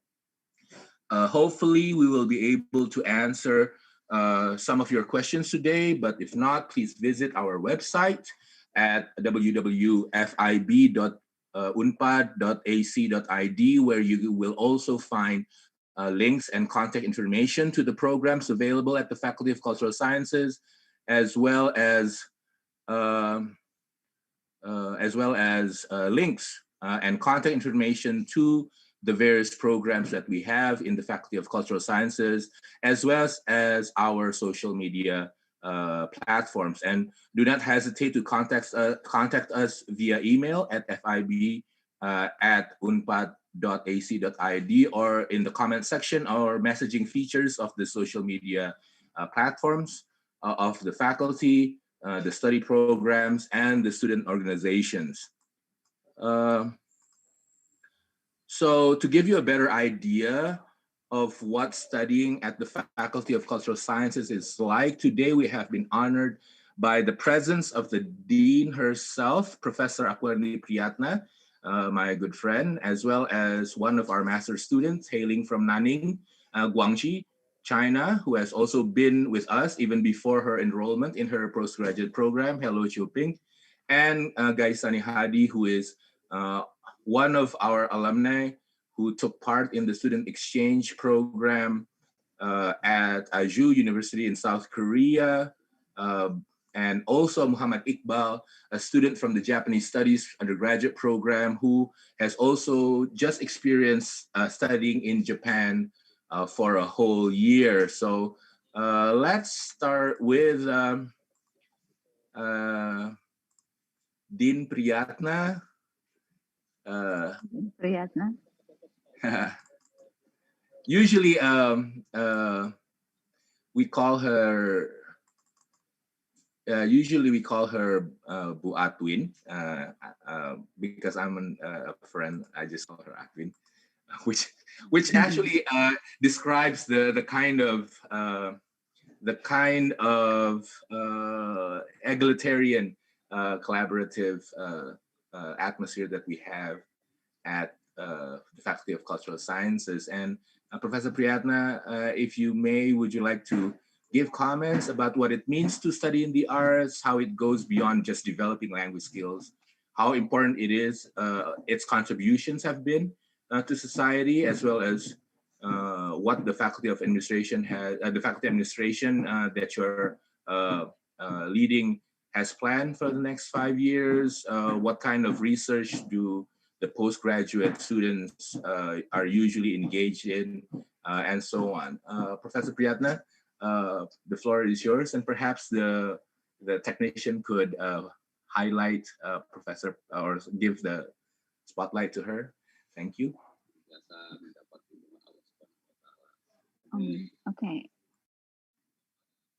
Thank you very much, Pak Ari. I call him Ari as well. In Fakultas Ilmu Budaya, we call each other Teteh, Cece, Akang. It's quite common for us. We are happy to be a family, and that's the way we also. Can you? Yeah. Is my voice all right? Can you hear my voice all right? Yes, Okay, because I'm actually attending another meeting, so I have to pretend. I'm like not to pretend. I have to look like I'm attending both of them. But anyway, yeah. If you study in faculty, we call it Faculty of Cultural Sciences. Basically, the equivalent to that would be Faculty of Arts if you happen to go to England or to America, to Australia, that would be more or less the same. So if you come and study with us, you will not only learn the languages of your choice, but also you learn the critical thinking. You learn that there are more than just language. The language is only a small part of the more complex and complicated system of culture. And that's the thing that we are offering you to learn more. We are offering to explore more. We want to build this egalitarian, humanistic that embrace diversity and other people's different perspectives. We also respect different cultures. So this is the place where you come to be human. Being human means being able to see that we are not robots. in the same. We are not robots. That we are the same, and at the same time we are different from other people. This is something that I think is the key point. That the knowledge that you will get from learning with us, from studying with us, it's also because while you are learning, we are also learning. While you are studying, we are also, the lecturers are also studying with you. We are constantly in communication with our students. We like to forge friendship with our students, and that's something that we cherish very highly. So what do our postgraduates research on? It depends. In linguistics, people do research on language, obviously, but language is also part of it, because they will learn how languages are manifested in different aspects of culture, in media, in practice of everyday life. If you study cultural studies and literature, you will study even more in depth into how culture works, in a way, how culture shape us, and at the same time how we are shaping culture.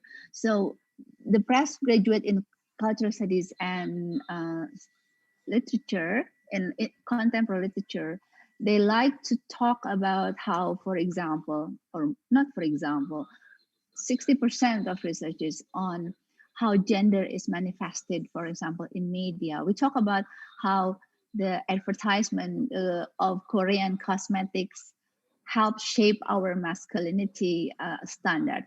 This is also very interesting. We have students talking about monstrous feminine. We talk about kuntilanak and wewe gombel, and we are fascinated by that. We talk about how homosexuality, for example, is how homosexuality and sexuality is manifested in pesantren, for example. We also tackle taboo topics, but we tackle it as an academic exploration. So I think those who are interested in issues that concern women, that concern people in general, but if you are concerned in gender and diverse cultures, we are the right place for you to have discussion. And lecturers like Pak Ari is the person you like to have a fight with, not a fight against. Students love to fight with us because they are equal. We will just fight. You cannot say that. Yeah, but you cannot say that, Pa, because this doesn't make sense to me. Well, you're saying doesn't make sense to me, and we have fights all the time. And even our lectures, we like to have. We call it ngajongkloken, which actually means supporting each other. Like you have to do it, and then somebody has to do it. So yes, that's the culture that we have, that we are building. So I think you'll be happy with us and have a lot of fight with Pak Ari and me, perhaps. So welcome to Fakultas Ilmu Budaya, and thank you for this opportunity. Thank you, Professor. Kuri Priyatna. We'll let you go back to your other meeting. As you can see, it's been an honor and a pleasure for her to make time to be with us today while she's actually in a meeting with other, well, for other purposes. So as that Professor Priyatna has mentioned, that's the kind of academic atmosphere we have at the Faculty of Cultural Sciences. That's how we learn. One of the alumni today is actually used to be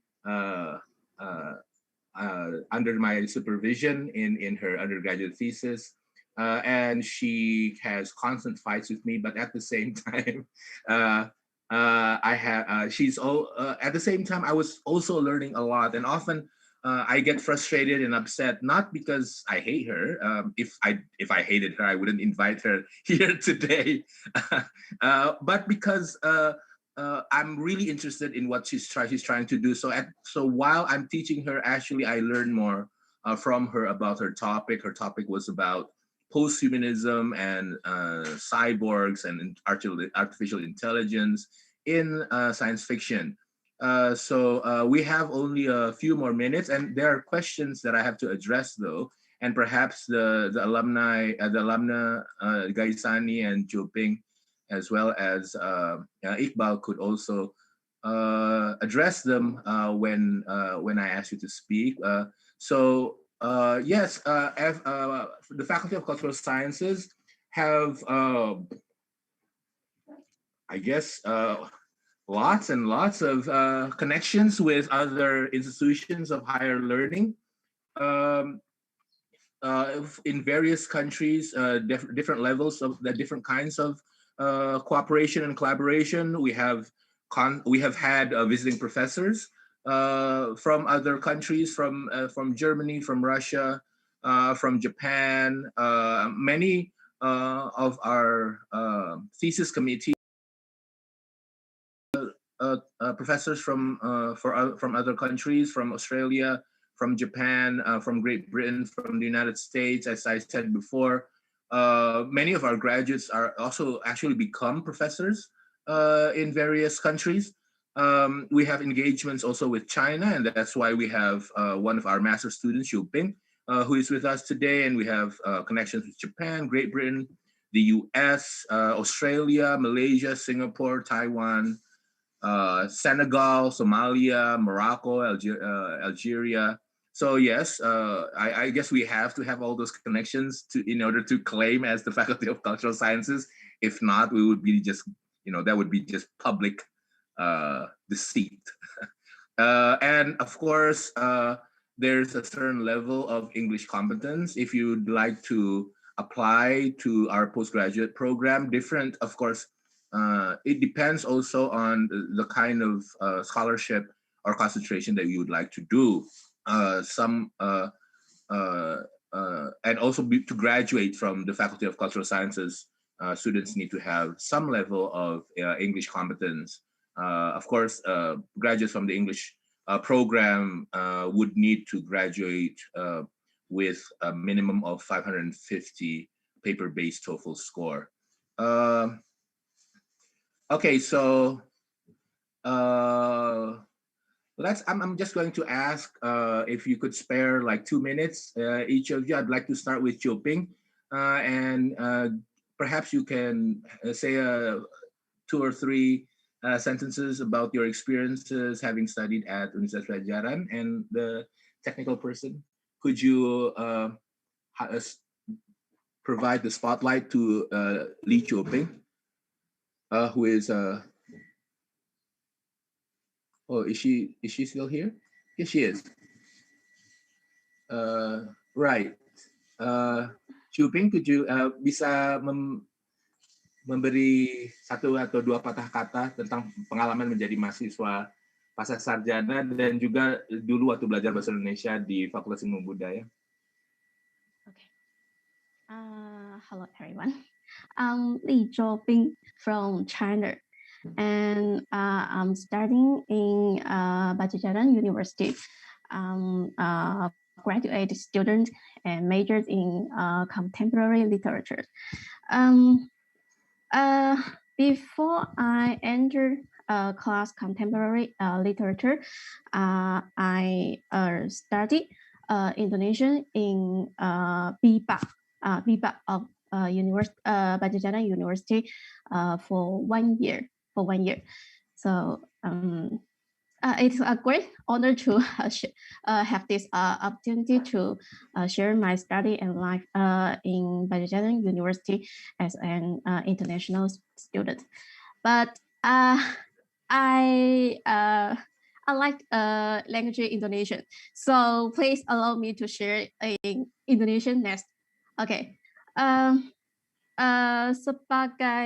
Sebagai mahasiswa asing ya yang dari luar negeri, sebenarnya agak itu akan agak sulit bagi saya kalau kuliah di Fakultas Ilmu Budaya untuk belajar sastra kontemporer karena itu sangat berbeda dengan budaya budaya saya sendiri yang asal.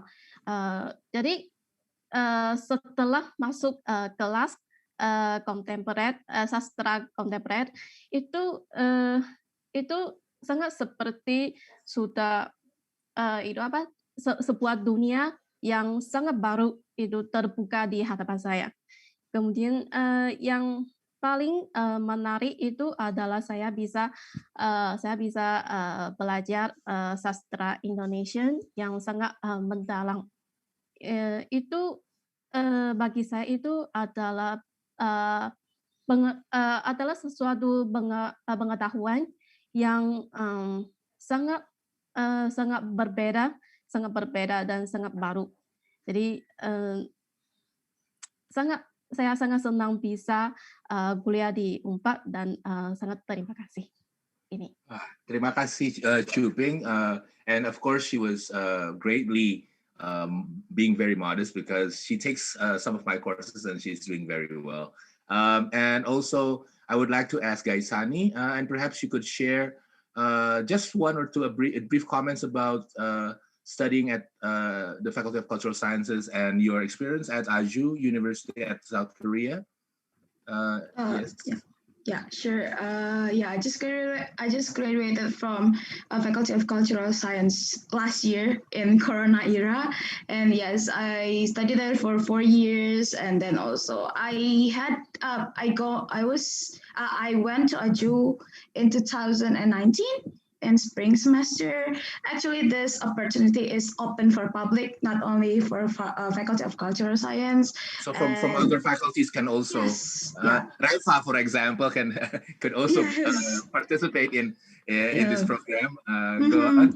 Yeah, and then there also I studied a lot about English literature, but the thing is the studies that I already done in Unpad is the one that they were learning at Aju. So I was one step ahead. Right. So that means, so basically you're saying that English studies, if you study English literature, English languages at Unpad and you study it at Aju, in general, you'll be studying about the same level, right? Yes, that's it. So, yes, it is. You were not embarrassing or anything while you were away. No, she was. Fortunately, no. Yeah, she was embarrassing only in my class. Yes. But outside of our classes, she's well respected and someone you should look up to. And perhaps also one more comment, a very short comment from Iqbal, who has just returned from a 1-year tenure stint in Japan. And Iqbal, could you tell us, I forgot what university it was, I'm sorry, but could you give us a few things, give a few comments? Silakan Iqbal. And okay. You can switch from any language, even Japanese. Okay. So, is it about my experience in Japan? I'm so sorry. Okay, so yes, Iqbal is a student from the Japanese Studies program. So just how did it feel to be an Unpad student studying in a university in Japan and doing research and so on?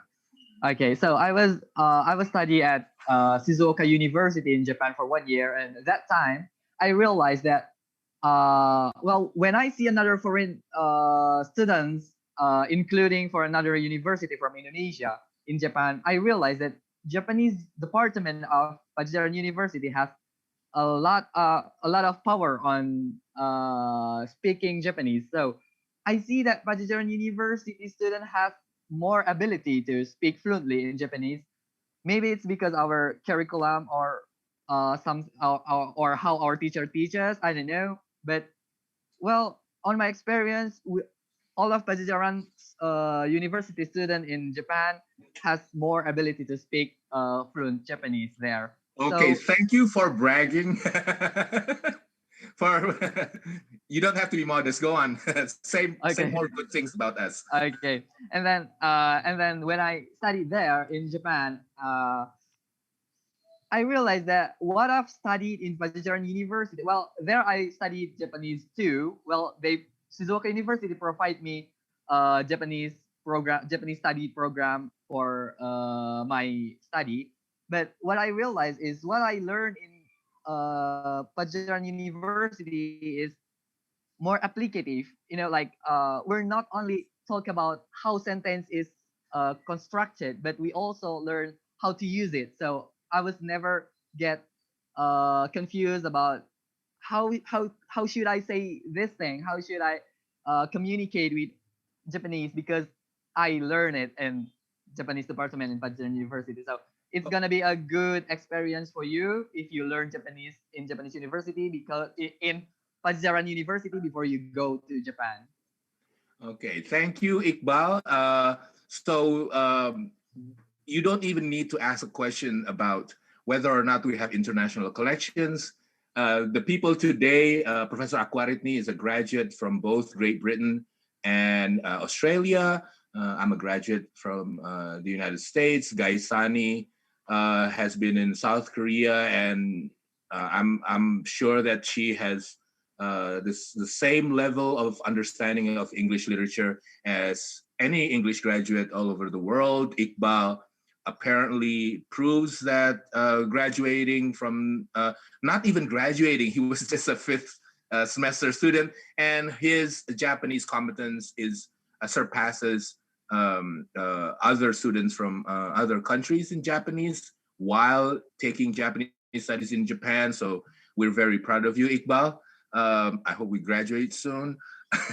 And we also have Li Xiaoping, despite the difficulties in language and cultural barriers, she's doing very well as a master's student studying contemporary literature and Indonesian literature.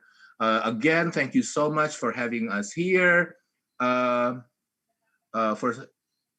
We still have 5 more minutes. Oh no, Gaisani, if people tell me that I have more time, you know what's going to happen?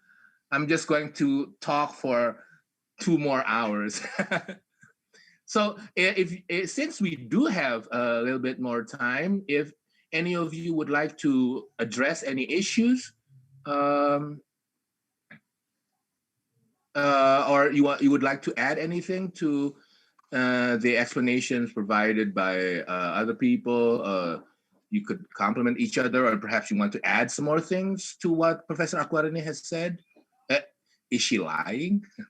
Is studying at the Faculty of Cultural Sciences that good and that fun?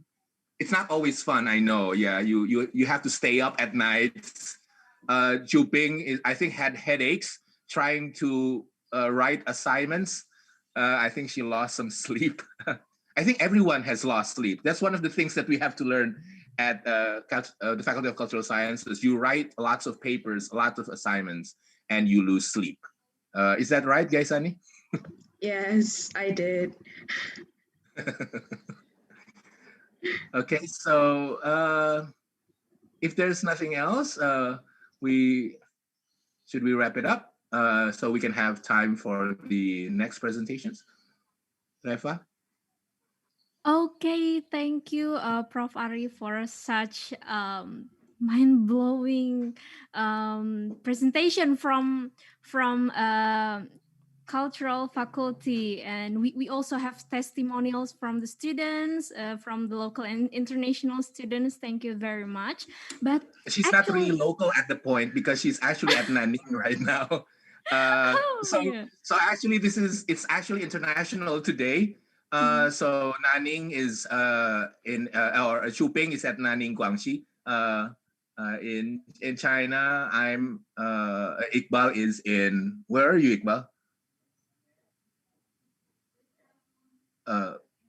Well, Gaisani and myself are in Buah Batu. That's a different country. Okay. Oh, and don't forget to visit our website at www.fib.unpad.ac.id. All of our information are there, and very happy. And also follow our social media platforms, and we're very happy to respond to any questions and comments. Even bad comments, we're fine. We're used to getting bad comments.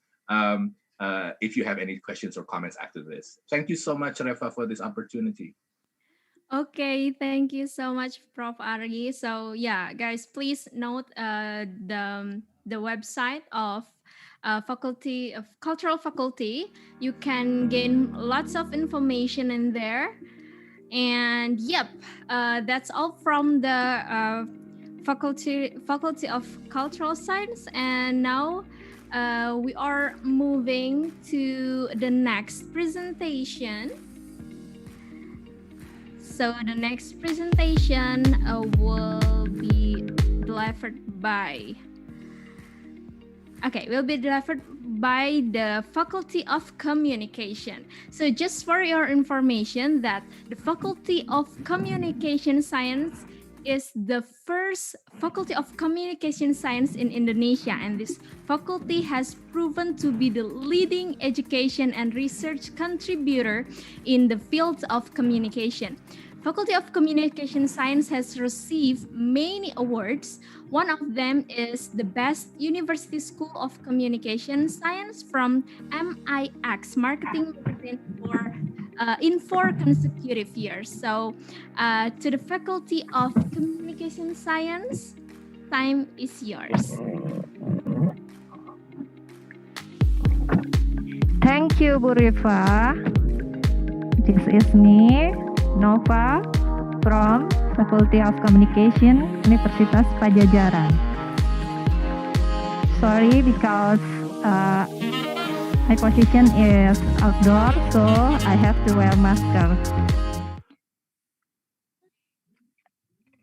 Okay, first, thank you for this opportunity. FICOM can exist in Edufair. And I will like to share a video profile of FICOM. Bu Reva, can you help me? Okay, we will share it right away.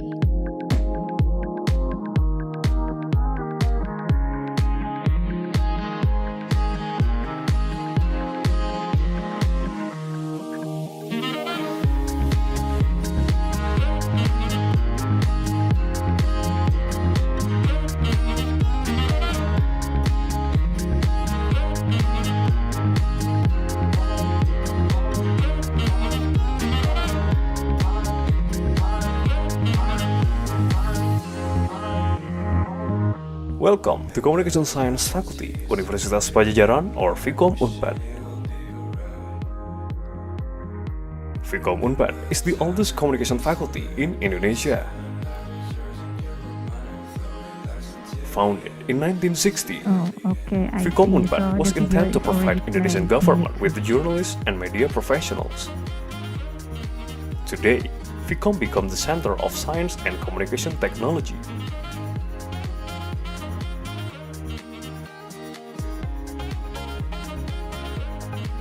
FICOM Unpad is committed to become the center of excellences.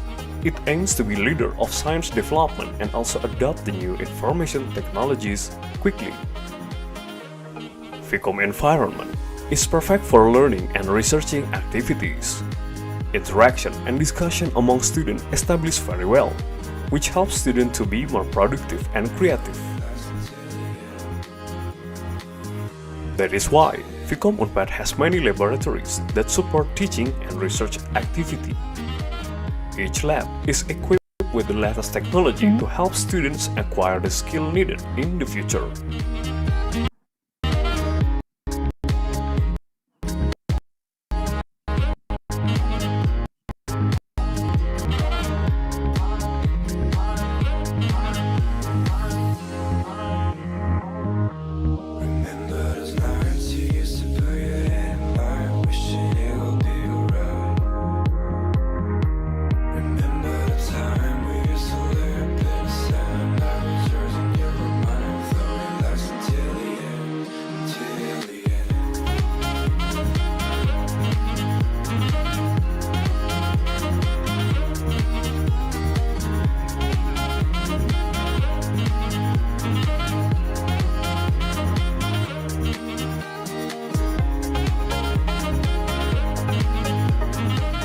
Ficom Library owns thousands of books and has unlimited access to international journals.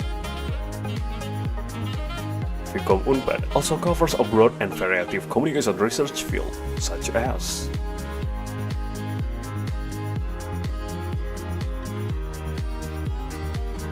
its administration system is integrated online. Therefore, it serves students effectively and efficiently. Ficom Unpad has many degrees and subjects to choose for. It includes vocational or diploma, communications management,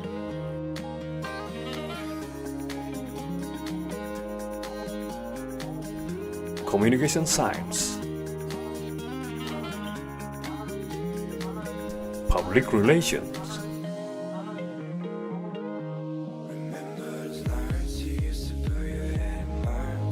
information and library science, journalism,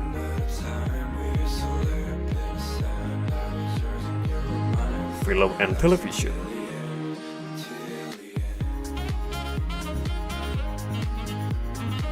master degree,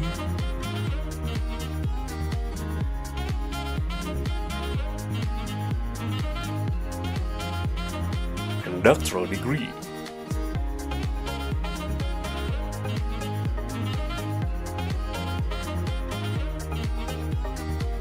Ficom Unpad helps its students to become well-rounded. That is why, apart from laboratories, Ficom Unpad has many facilities for students to use.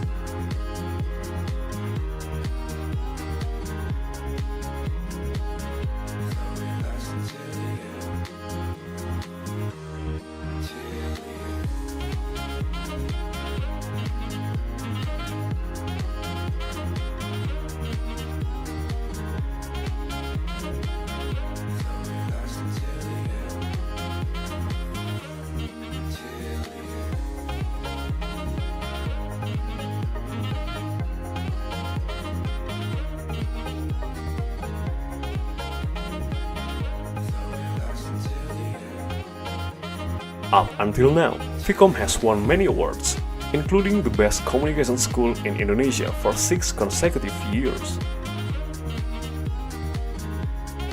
Ficom Unpad is also the chosen partner of the Pacific and Asian Communication Association. Ficom University's partners are Universitas Erfurt, Germany, Monash University, Australia, Leiden University, Netherlands, Wilke University, Turkey, and many more.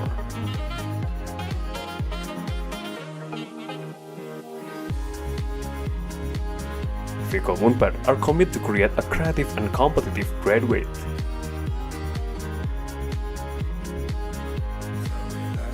With Universitas Padjadjaran from West Java for Indonesia to the world.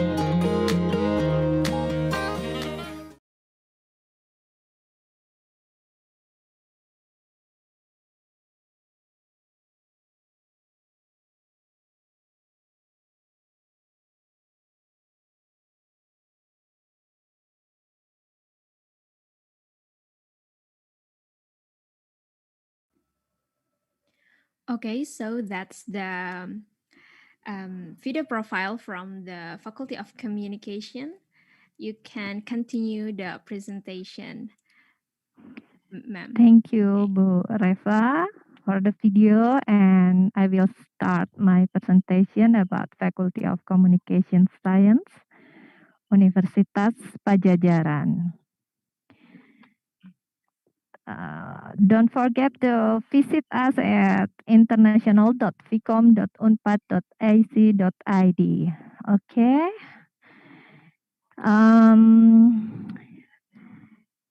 We are established since September 18, 1960, and now Ficom Unpad becomes the first faculty of communication science in Indonesia.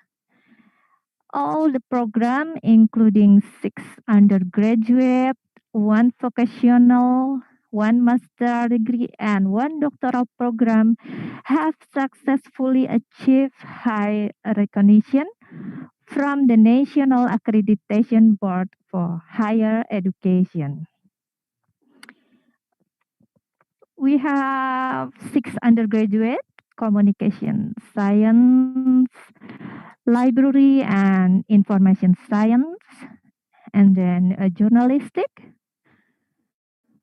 communication management, and we also have television and film study program, and one of vocational program is media production management. We also already have master degree and doctoral program that have output as an academician, researcher, and also communication specialist. And I also appreciate to have that two students from abroad. We have Arwa Baha Eldin from Egypt and Hussein, magister student from Sudan. 3 of our study program, including a Bachelor of Communication Science program, Master of Communication Science program, and Doctoral of Communication Science program, are in an ongoing process to achieve international accreditation. Okay, next. We also try to explore and build joint cooperation in a FICOM Research Center. We have 3 research centers: Media Communication and Culture Research Center, Environment Communication Research Center, and Health Communication Research Center. Next. And we also already built international cooperation with some of university abroad. The list is, you can see, Chiang Mai University, with Leiden University, University of Erfurt, and with Raja Ampat University, also with University Science Malaysia and Ludwig Maximilian University. Next. We also develop international research. Some of our researchers already have a grant. For example, from WhatsApp, Mr. Kunto Adiwibowo, PhD, bring topic about WhatsApp misinformation and social science research award. Use and misuse WhatsApp among Indonesian campaigner and user. And we also have Bu Eni Mariani, Ibu Dr. Eni Mariani, with research topic in public media use and gratification during coronavirus outbreak in Indonesia, a national survey. I think that's my presentation. I won't take too long because we still have 3 of our students that will share their experience with all of you about living, study in Ficom Unpad, they may interest you and make you inspiring and to join in communication faculty Universitas Padjadjaran. So Dita, we have Ale and Serika and Ajat, who will be first? Serika first. Okay. Serika, please share your experience to our audience. Okay. Hello, everyone. Good morning. Good morning. Good Um, morning, Serika. well, my name is Sherika.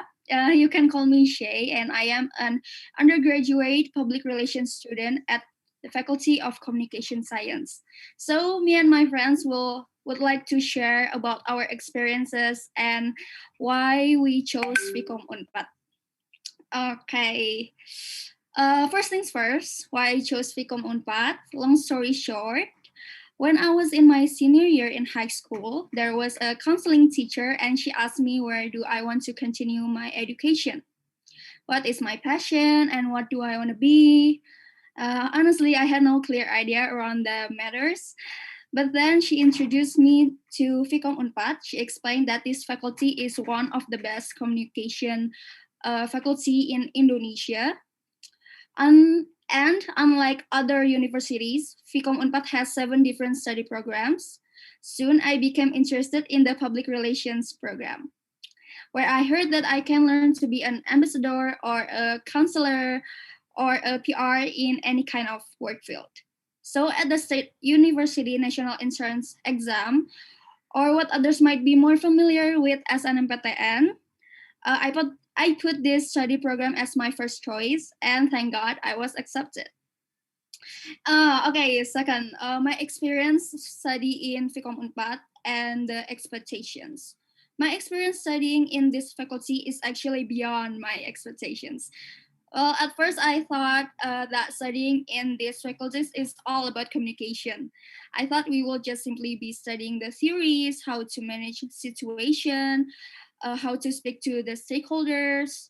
And while these thoughts are not completely wrong, but what went my beyond expectations are how to apply it in the very exact ways.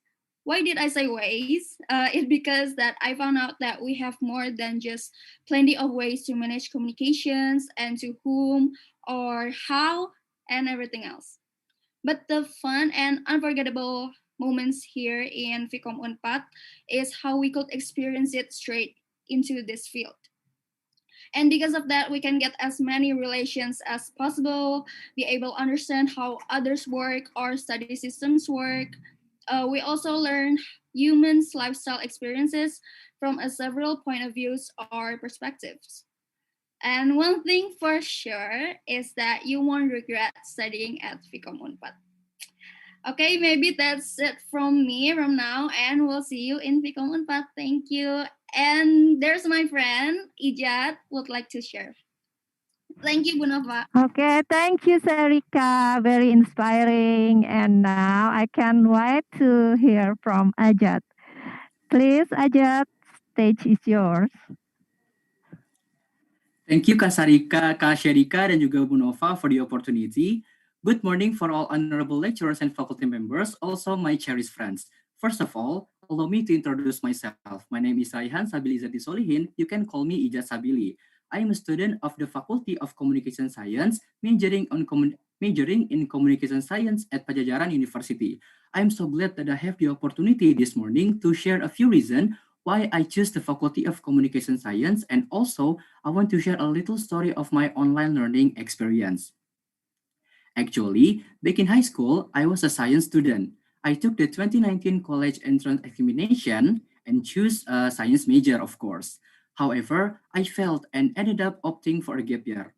Because I failed to get a science major, I chose social major instead for 2020 college entrance examination. From various social majors, in the end, I chose the Faculty of Communication Science, especially Communication Science major at Padjadjaran University. The reason why I choose this faculty is actually pretty simple, because this faculty is very me. Why? Because I am a talkative person and I am an active person on social media, also in real life. For that reason, I think this faculty fits my personality very well. Now I want to share a little story of my online learning experience. For me, as a new student in 2020, studying online has become a new history in my life. Me and also all my friends had to start lectures without meeting in person. The period of getting to know the campus, getting to know the lecturers, and getting to know all of my friends must be done online. Learning with the lecturer has also become very simple. Just sit comfortably, open the laptop, and yeah, ready to study. At first, it was very hard, but after doing it for more than 3 months, I guess, I was able to adapt and was able to enjoy online learning. And yeah, I think that's all from me. I'd like to apologize for any mistakes at my speech and thank you so much for all your attention. But don't go anywhere because after this, I have senior of mine, Kak Ale, who also wants to share her experience being student exchange in Korea. Wow. And now for Kak Ale, the time is yours. Thank you, Ajat. Yeah, and you give tips and tricks how to study in this. Yeah, it's not easy moment, you know, but I think it's very comprehensive description about living study in FICOM, and we also want to hear from Ale. Ale is the icon of Office International Affair FICOM Unpad. Please, Ale, tell us about your experience, your amazing experience abroad. Thank you, Ale. Okay, thank you, Miss. Hello, good morning, everyone. My name is Alicia Angeline, and you can call me Ale. I am one of an awardee for a university exchange program in South Korea. This exchange activities is the result of the cooperation between Universitas Padjadjaran and Aju University. Therefore, Unpad always send their students every semester to Aju University. These opportunities is really popular for students. A lot of people desire to get these opportunities. Why? Because they offer different studying experiences. Not only study for academic, we also learn another culture, meet new friends from worldwide, and spread the uniqueness of Indonesia to international students. The main purpose of being exchange student is I want to share my experience, prove that everyone can reach these opportunities, and I want the benefit of exchange program can distribute to others. Thank you. Thank you, Ale. Very interesting and very inspiring. And I think our description of BVD in FICOM Unpad is already nice done by our team. And I give Ibu choose question and ask maybe. Okay, thank you so much for the Faculty of Communication Science. Okay, it is such a brief explanation, and we are really glad to have all the FICOM team here in our education fair.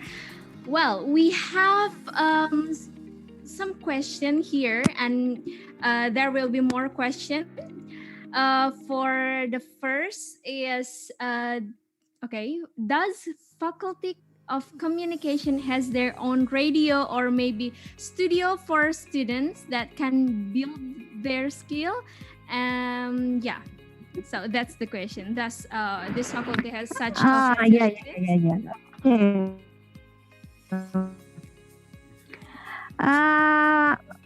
FICOM Unpad, Faculty of Communication Universitas Padjadjaran already have national accreditation, and accreditation we have some indicators to fulfill, including laboratorium. That is why we prepare many laboratorium in our faculty to make our student born as an expert. So we have radio television laboratorium, a graphica laboratorium, and also library science laboratorium in a central library Padjadjaran University. So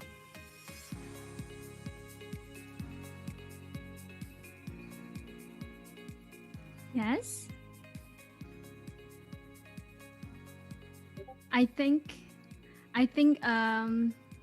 the connection is lost, isn't it? okay. Oh, okay. Yes, Okay. yes.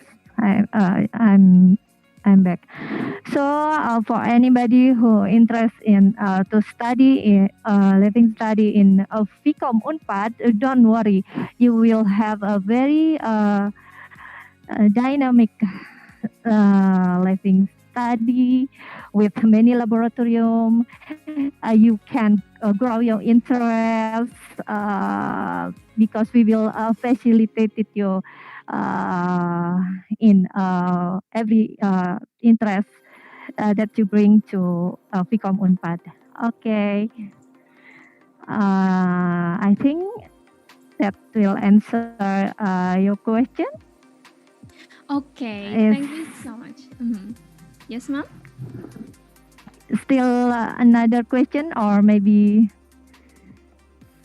Yes, we still have more question here, and as we know that from Ficom we also have Ale that has experienced student exchange to Ajo University in Korea. And well, I think lots of students really interested on exchange program. And here we have one question regarding to exchange program.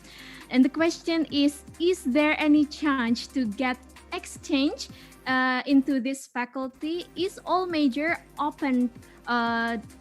Is all major open for the opportunity or just selected major?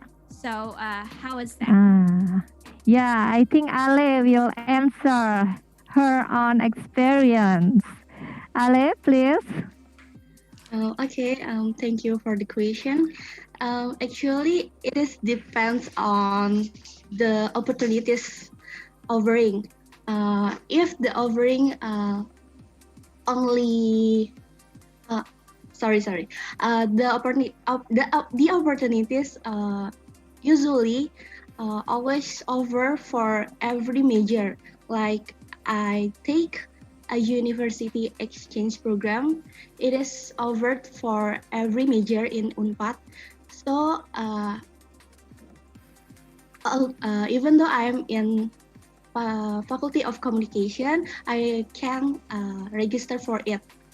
But in a university, there's only several classes that offer in English, so we can take the class that match with our preference, like that. Okay, so yeah, that's the answer. It's quite representative that the exchange program is not only limits for several major or only for some majors. No, so this exchange program is open for all of the students in Unpad. And yeah, just for your information, every year we have lots of exchange program opportunity with our partner universities all around the world. And yeah, for example, we have Ale here. How long is your exchange program in Korea, Ale? My exchange program is for 4 months. Ooh. Like one semester. How is that? It's really fantastic. Because we can learn anything from there. We can learn about the culture. We can get a lot of friends from worldwide. And then not only for Korean culture, but we can learn about another culture from our friends. Oh wow! So yeah, it's of course it's really unforgettable experience to have Yeah, exchange exactly. program. Ooh. And I know Korea is really beautiful, so that's why that's why you really love it. Yeah. Um, okay, so we have another question here, and I think this is about the master program, and the question is: does FICOM or Faculty of Communication have any relation with international campus, especially for communication science and public relation? Yes, of course, I will answer. I will try to answer that question. We already shared in our in screen in our PowerPoint. There is several campus out abroad that have relation with FICOM Unpad. Also in that major communication science and public relation. Sometimes we make international lecture, maybe a seminar, online, offline, but now during the pandemic, of course, we're doing it online. And we also have another event, many event, and sometimes very busy because we have too many international event in the same time. So don't worry if you're interested to come to FICOM Unpad. You will become a very busy student. And before we close this session, maybe Bureva, I ask your permission to give Dita, the General Manager of Upgraders, to introduce herself and her activity leading these upgraders from FICOM Unpad. Okay, yes, Do we please. still have time? Yes, Yes, please, we still Dita, have time. come to the stage. Dita, are you there? Okay, so here in Faculty of Communication, we also have any other opportunities if you want to get internship. And inside the faculty, we have Office of International Affairs here. You can get more experience about the internship here. And here we have Anindita, ya, Kak Anindita, as the General Manager of the Office of International Affairs to introduce herself as well as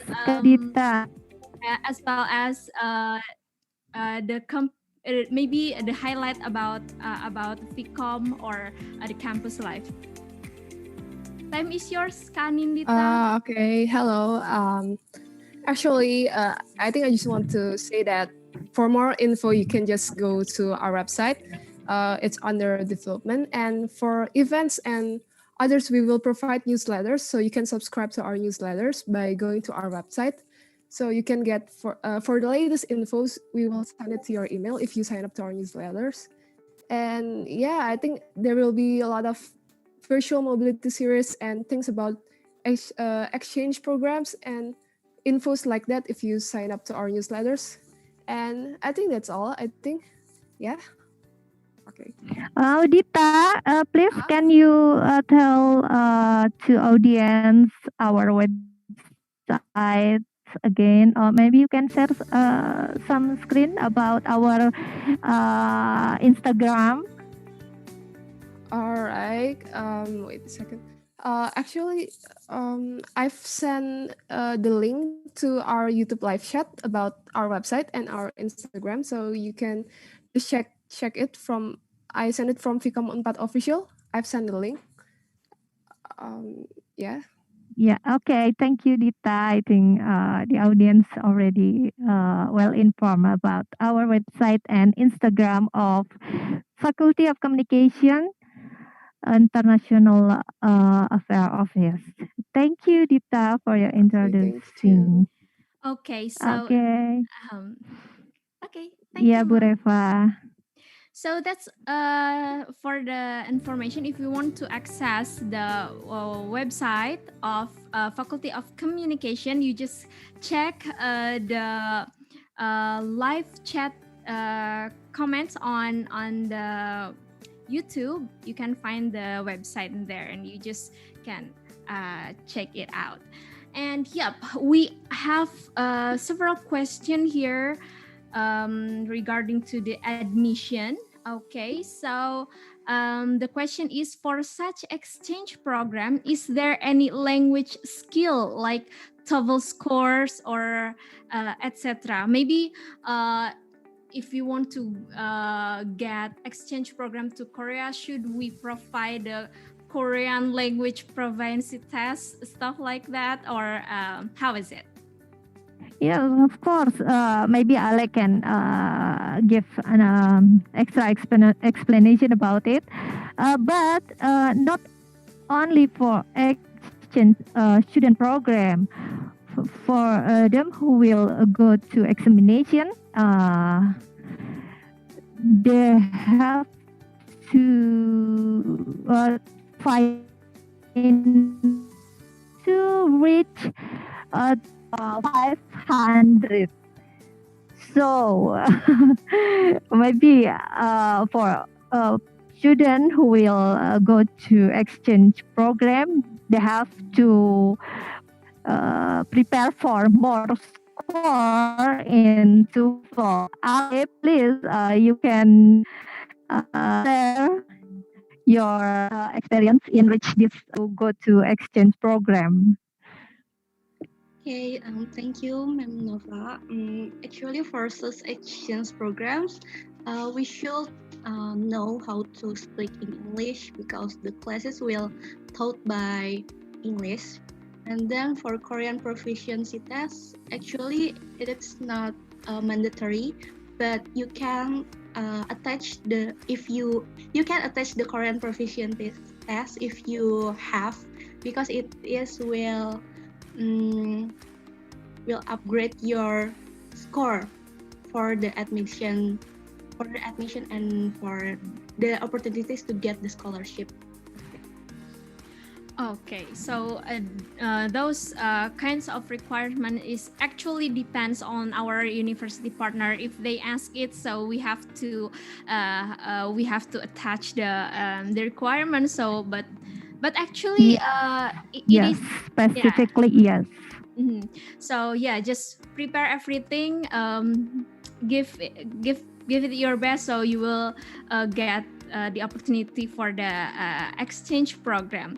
Well, and here we have another question, and I think this question is coming from a fresh graduate high school students, because this question is asking about the online based learning, so stuff like that.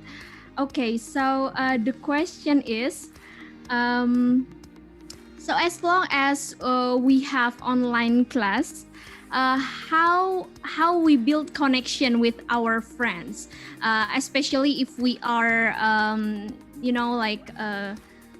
new students in Unpad at the first year, stuff like that. Maybe this question can be answered by Kak Ijat.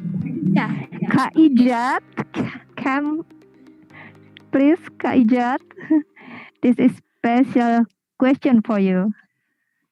Okay, thank you for the question. But I'm so sorry. Maybe I answer it by bahasa, not in English. Is that alright?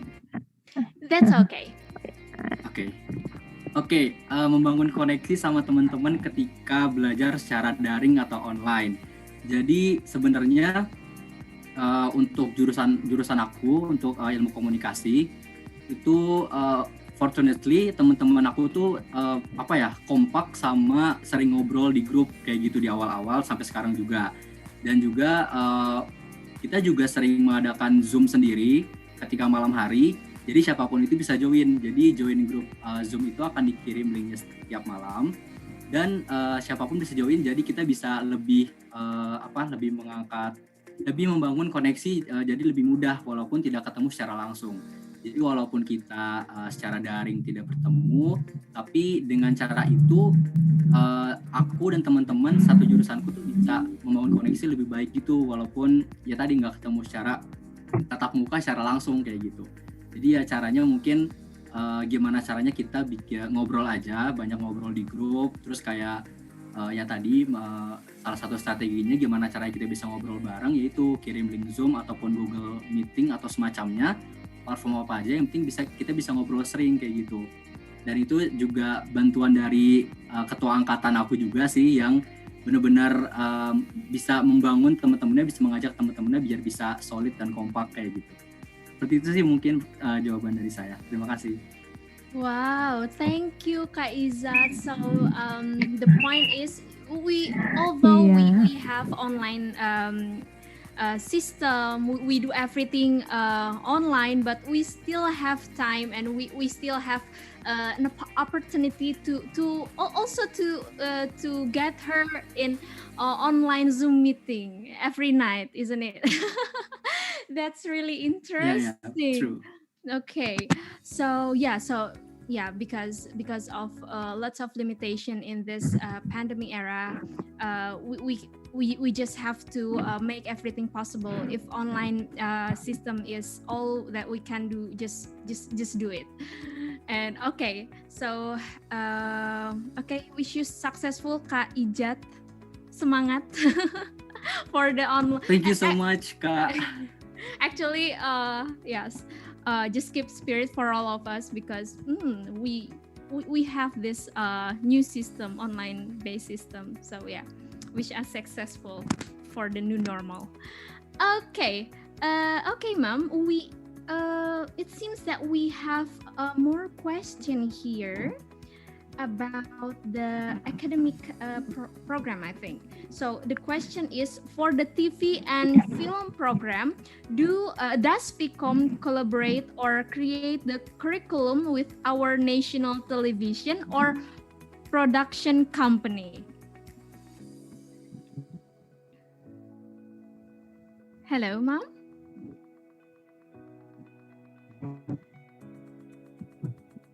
Okay. Hello, ma'am. Are you there? Okay, I think that there's a technical error.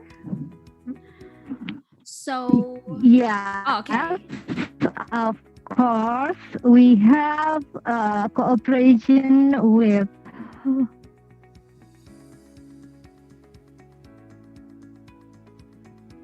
Okay, I think there's internet issues. And while we are waiting for Ibu Nova to come back, I just okay. Can you? Hello. Hello. Okay, mom, please. Yeah. Our television and film study program have cooperation with many national television. You can find so many our alumni stay there, work very hard to present a good patient every day to share to the audience. So of course, they give opportunity to their junior to job training and in national television in Indonesia. So it will be very interesting if you can join us, do so many activity in your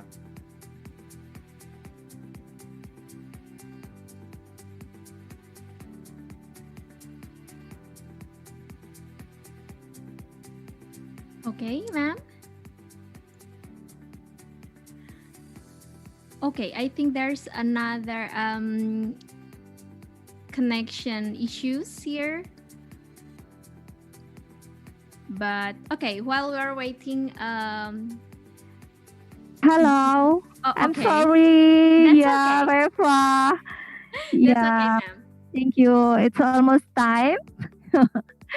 Yeah, maybe time is up. Yeah, Reva.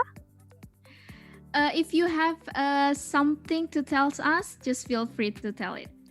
Yeah, for closing, maybe thank you for OIA Ficom Unpad for joining this session and sharing a great experience.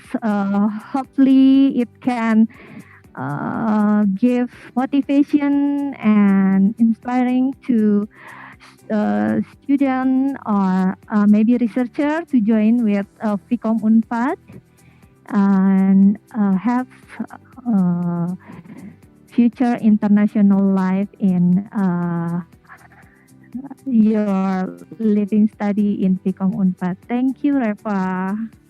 Okay, thank you, ma'am. Thank you for the presentation and thank you for the FICOM team. Thank you so much for sharing with us. So, okay, everyone, that's the presentation from the Faculty of Communication Sciences. And here we finally reach the last segment of the presentation. We have Faculty of Law. And just for your information, guys, that this faculty was founded in 1957. And this faculty is Universitas Padjadjaran. Faculty of Law is one of the leading law schools here in Indonesia that produces many distinguished experts. In line with its development, the faculty represents Unpad's basic identity as an active contributor in the education world. So here, please welcome the Faculty of Law. Time is yours. Thank you very much, Reva, sorry, Master of Ceremony. My name is Gusman Siswandi. Good morning, everyone. I'm the Vice Dean for Academic Affairs of the Padjadjaran. So basically, the Vice Dean for Academic Affairs is responsible for learning and also for students' affairs and also research affairs. So I would like first to thank the organizer of this event, especially the Director of Education and Internationalization of the university, as well as the International Office. And also I would like to thank my colleagues. Here we have also Bu Laina as the former head of the internationalization unit of our faculty. Now she's the manager for research, innovation, and partnership.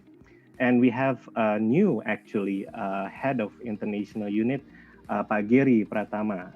So they will be here also joining us. And we have some also colleagues as upgraders here, especially here Farhan, that will accompany me also in presenting our profile. So maybe first we would like to present our the information about our faculty. But first of all, this video profile of our faculty. So I would like to ask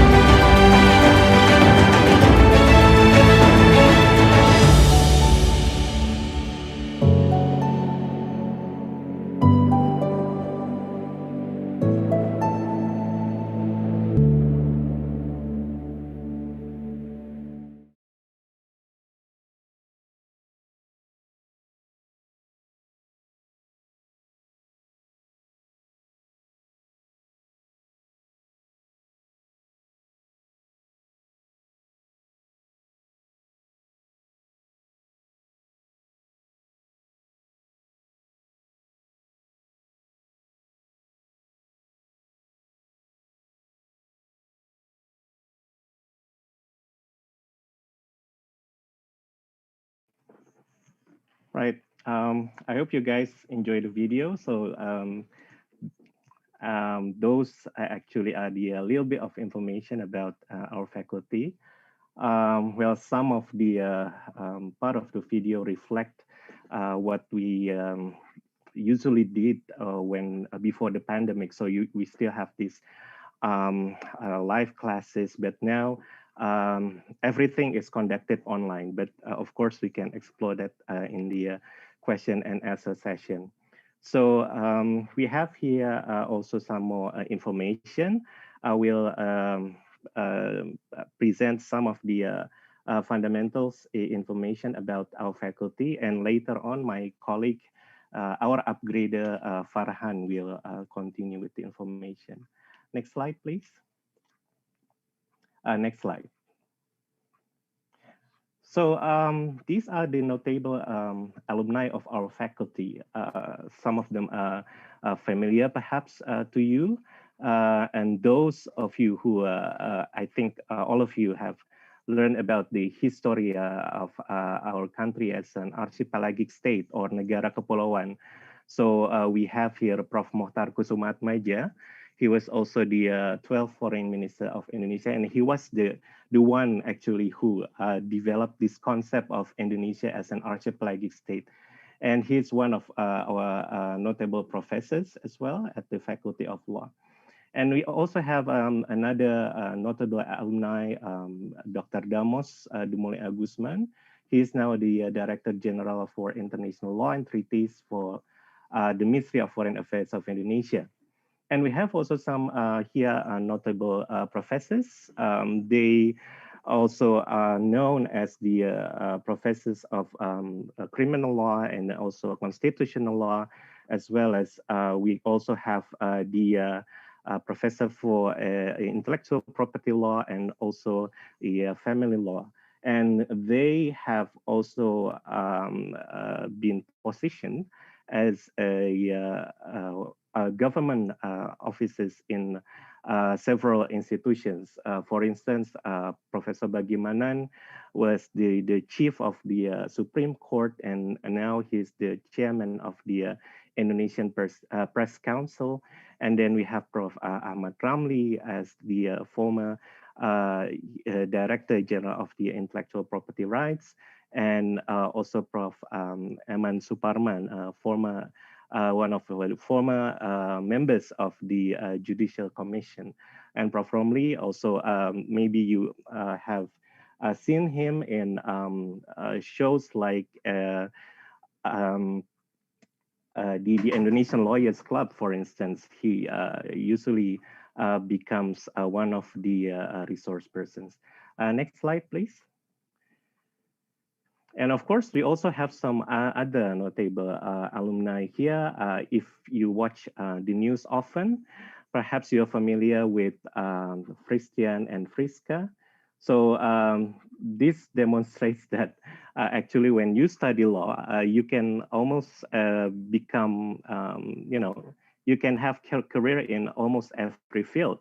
You don't always have to be lawyers. You can also be a journalist, for instance, like Christian, Friska, and also my seniors here, Kang Arif and Teh Ira.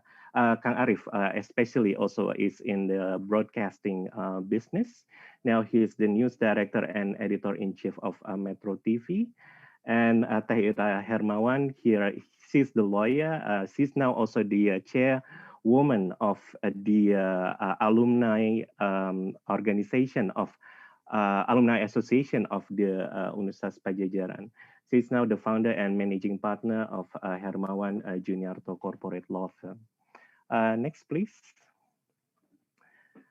And as Reva has mentioned earlier, Faculty of Law is one of the oldest faculties in Universitas Padjadjaran. So we were established in 1957, and formerly, when it was established, the name was actually a Faculty of Law and Social Sciences. Now it's a Faculty of Law only. We have here our, we call it Pola Ilmiah Pokok in Bahasa. Well, you can call it as philosophical of our science development or knowledge development is to foster environment and law in national development. So basically, in every field of our knowledge, it has to adhere to this basic scientific undertaking, which is focused on the development based on law and also taking care of the environment. So we always try to be actually one of the environmentally friendly faculties in Universitas Padjadjaran. We also have this clinical legal laboratory, or we call it Pendidikan Klinis Hukum, in which students can actively engage with real cases. So if you want to be a successful lawyer, you have to master the cases, of course. And for this, the instructors for the clinical laboratory not only come from the our lecturers, but we also invite practitioners and lawyers, our partners from outside the faculty. So you will get like the hands-on experience when you have to deal with cases, you have to deal with the clients. We also have this approach in our learning. And now, if you browse the Hukum online, or perhaps the information about universities in Indonesia, we are proud to be one of the leading law schools in Indonesia. And I'll stop there and for the introduction. And now I will ask Farhan to continue with the information. Thank you very much for your kind attention. Thank you very much, sir, for the introduction to the materials. Maybe I will proceed with the further elaboration on life in Universitas Padjadjaran and several other points in regards to our faculty. So first and foremost, our faculty is divided into 4 study programs, which is the undergraduate program, the postgraduate programs, including the Master of Laws, the Notary of Laws, and the Doctorate of Laws. Furthermore, I would like to elaborate on one point which may be an eye-opener for us, where we usually understand law as a very public matter, as we see in the news, as we see in TV. And here I would like to elaborate that the Faculty of Law actually consists of several departments, as law itself is very much a broad subject. So the Faculty of Law in Universitas Padjadjaran provides 9 different departments, which consist of civil law, criminal law, international law, constitutional law, administrative law, economic law, environmental law and spatial law, information, communication technology, and intellectual property law, and transnational business law. Each of these specifications focus on a different field of law. And in our study program itself, our first 2 years are reflecting on the general studies, so the basic principles and the implementation of law, while the final 2 years can be or is specified towards one of these courses. So as an active student yourself, you will have the opportunity to decide on what field you are most keen to explore. Moving on to the curriculum that we use. So currently the curriculum in the faculty does adhere to the competence-based curriculum or higher education curriculum system as established by our government.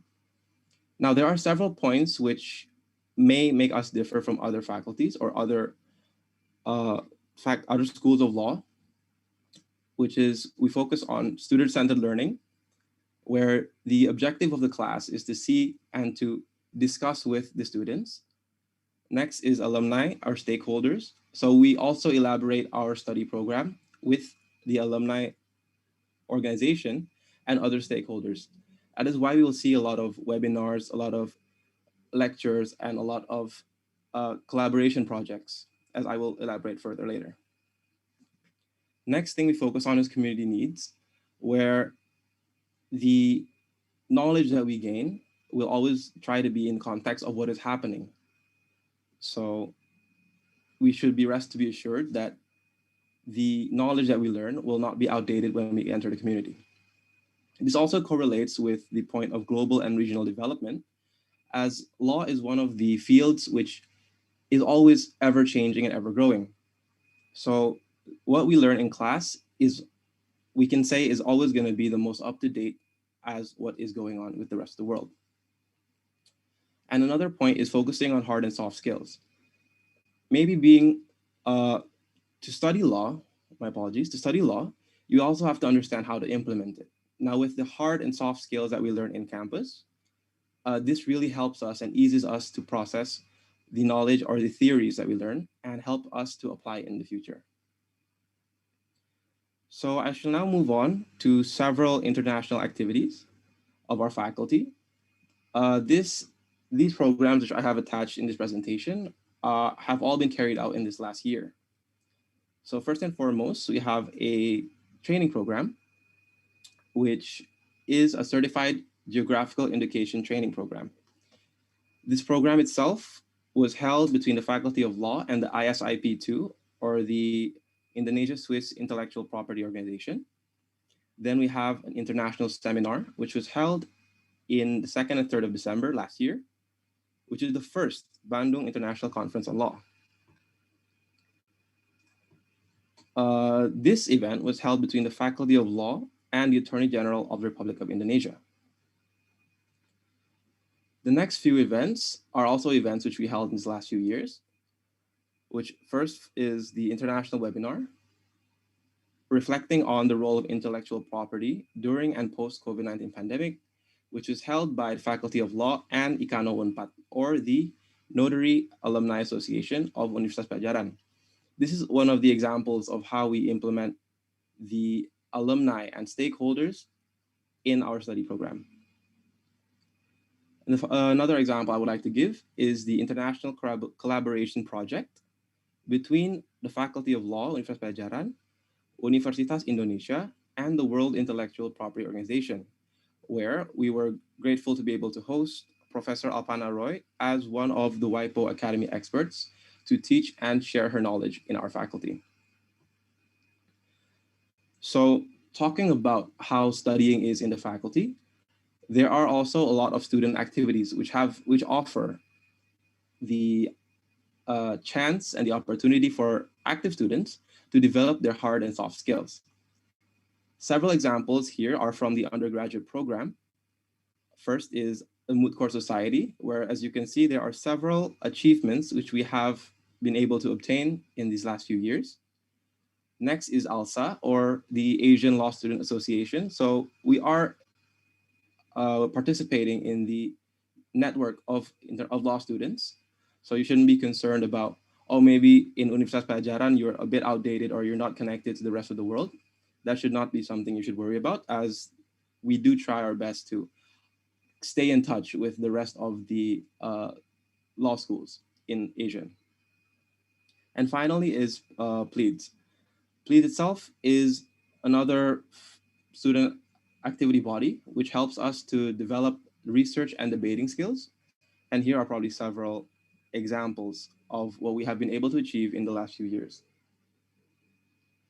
Okay, so finally, where are our campuses? So we have two campuses, one which is in Jalan Dipati Ukur. My apologies, there are actually three. One is Jalan Dipati Ukur, one is in Jatinangor, Jalan Raya Bandung Sumedang, and the final is our campus for notary studies in Banda. Okay, I think that is the end of our presentation. If there are any questions from the audience, please feel free to ask it. Thank you very much.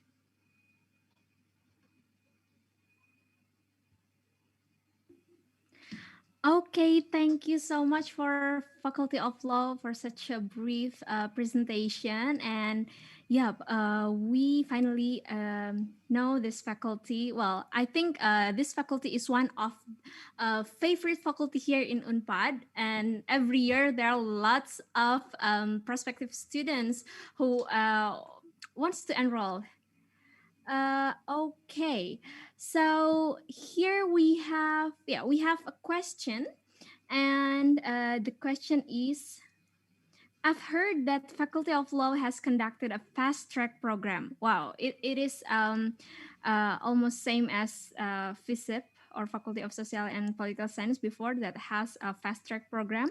And the fast track program that conducted by Faculty of Law is partnership with Queen Mary University London for the master degree. Will it continue for a long term for those who will graduate in 2023? Okay, so that's the question.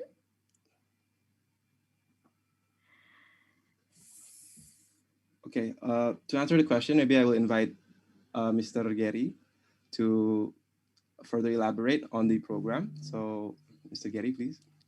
Okay, thank you, Farhan. Good morning to all of you. Allow me to introduce myself first. My name is Gary Gumelar Pratama. I'm with the international unit of the Faculty of Law, Universitas Padjadjaran. I'm sorry, I lost the connection just a second ago. So, what was the question again? So the question is, this Faculty of Law has conducted a fast track program with Queen Mary University London for the master's degree, and will it continue for a long term for those who will graduate in 2023? All right. Yeah, this is actually a very good question, and also I think somebody who asked this kind of question has already knew and searched the information of the Universitas Padjadjaran itself.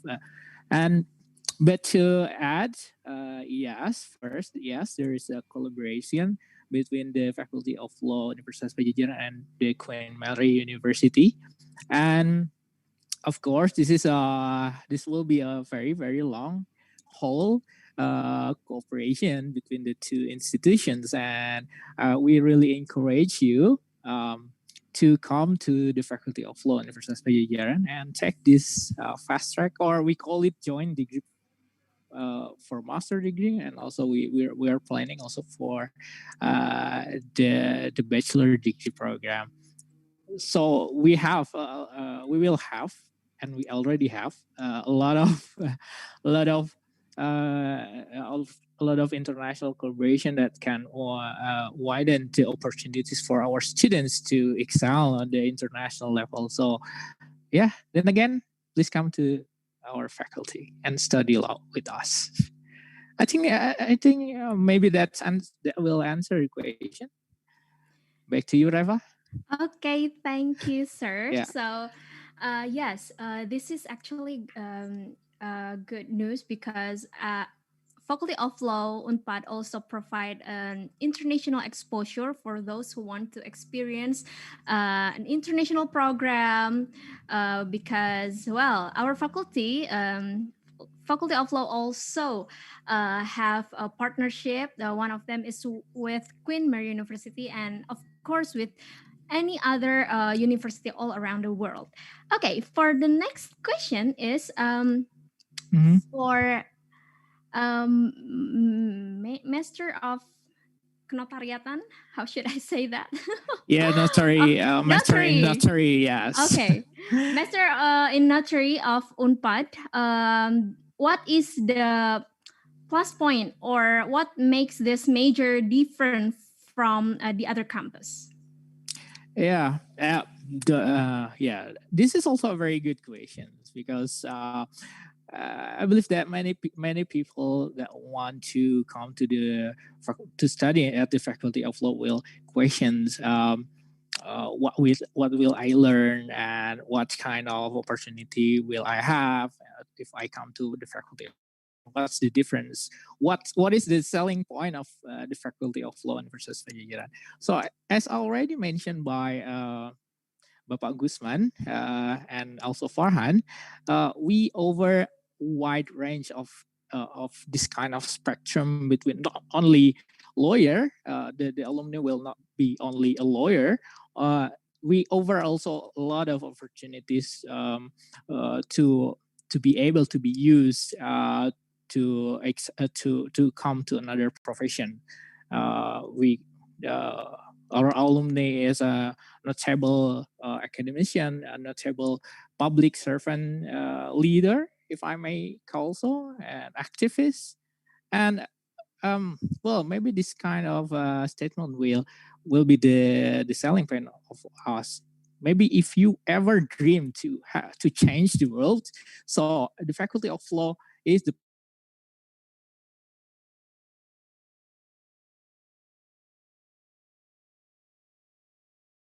face of human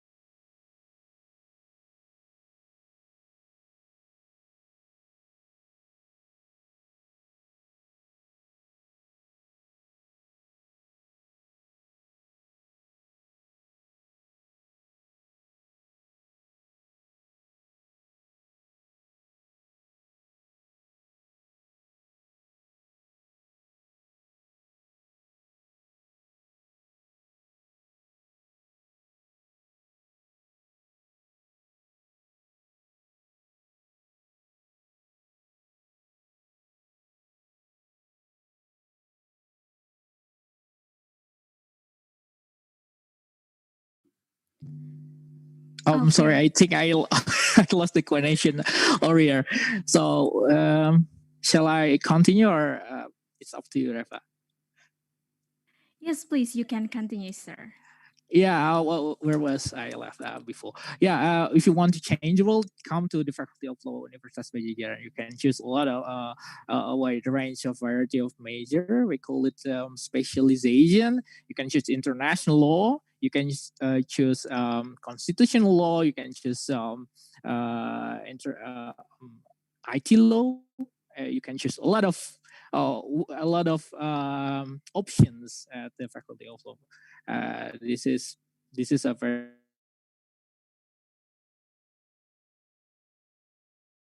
that's all from me to answer the question. Yeah, Reva. Okay, thank you, sir, for a brief answer. And Yeah. okay, we still have more question here. I think the flow is quite high.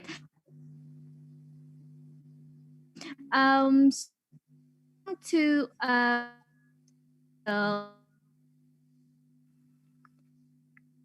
my that's my voice clear?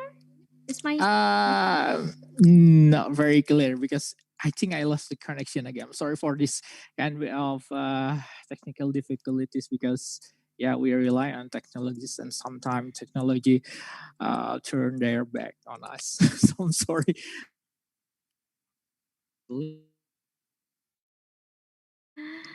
Okay. Hear my voice. Yeah.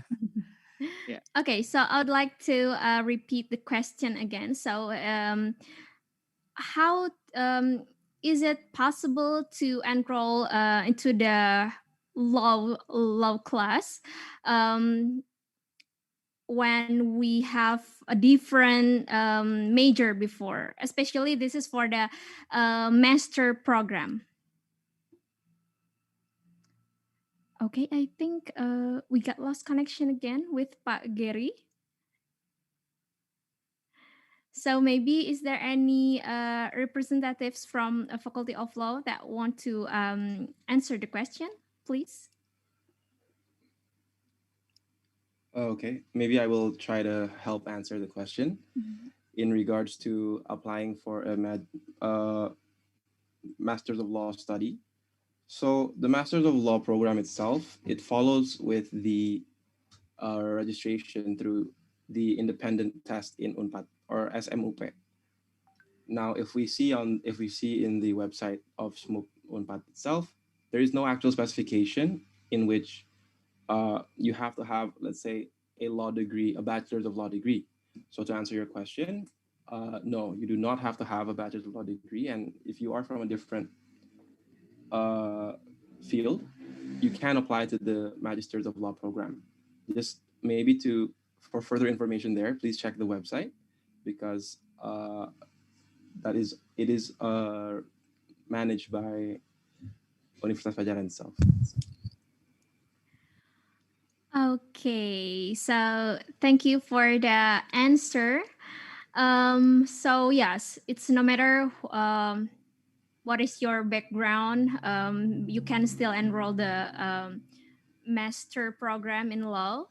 So yeah, just go on to enroll the law class here in Unpad because it is open for any various background if you have different background. So okay, the next question is okay. I think this one is regarding to the international exposure that may be provided by the Faculty of Law. And the question is, does Faculty of Law has the connection or networking with the campus for outside Indonesia? And for what major usually? Oh, Farhan or I? because I have to change the spot, Farhan, Reva, I'm sorry. Okay. Yeah.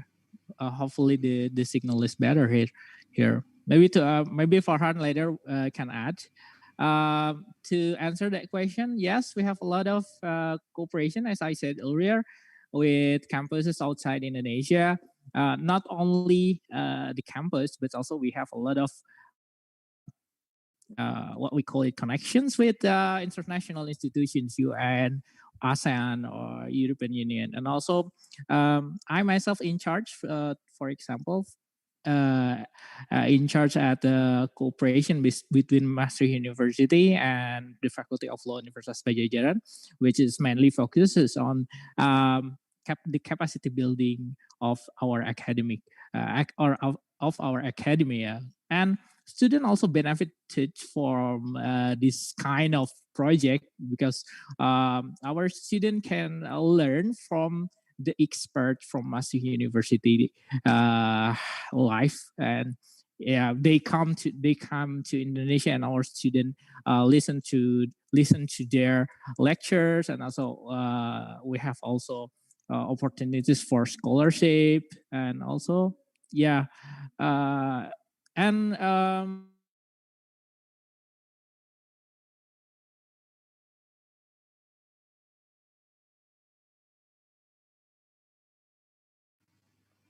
Okay, maybe Gary is having connection issues again.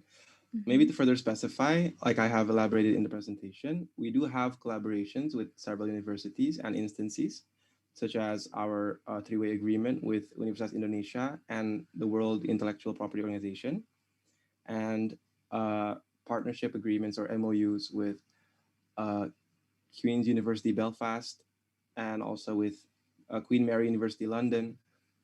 They come in different forms. So the collaboration projects are not only in regards to academics, let's say to like fast track programs, but also to collaboration lectures that we hold for our students. Okay, so well, I have another one question regarding to the international program, maybe here in Faculty of Law, with partnership with any other university abroad. So, what kinds of program that provides by Faculty of Law, and partner university? Is there any double degree or maybe exchange or research? Okay. So, uh, apologies. So, to the current extent at this point, we do not have a specific international program for the studies of law in our faculty.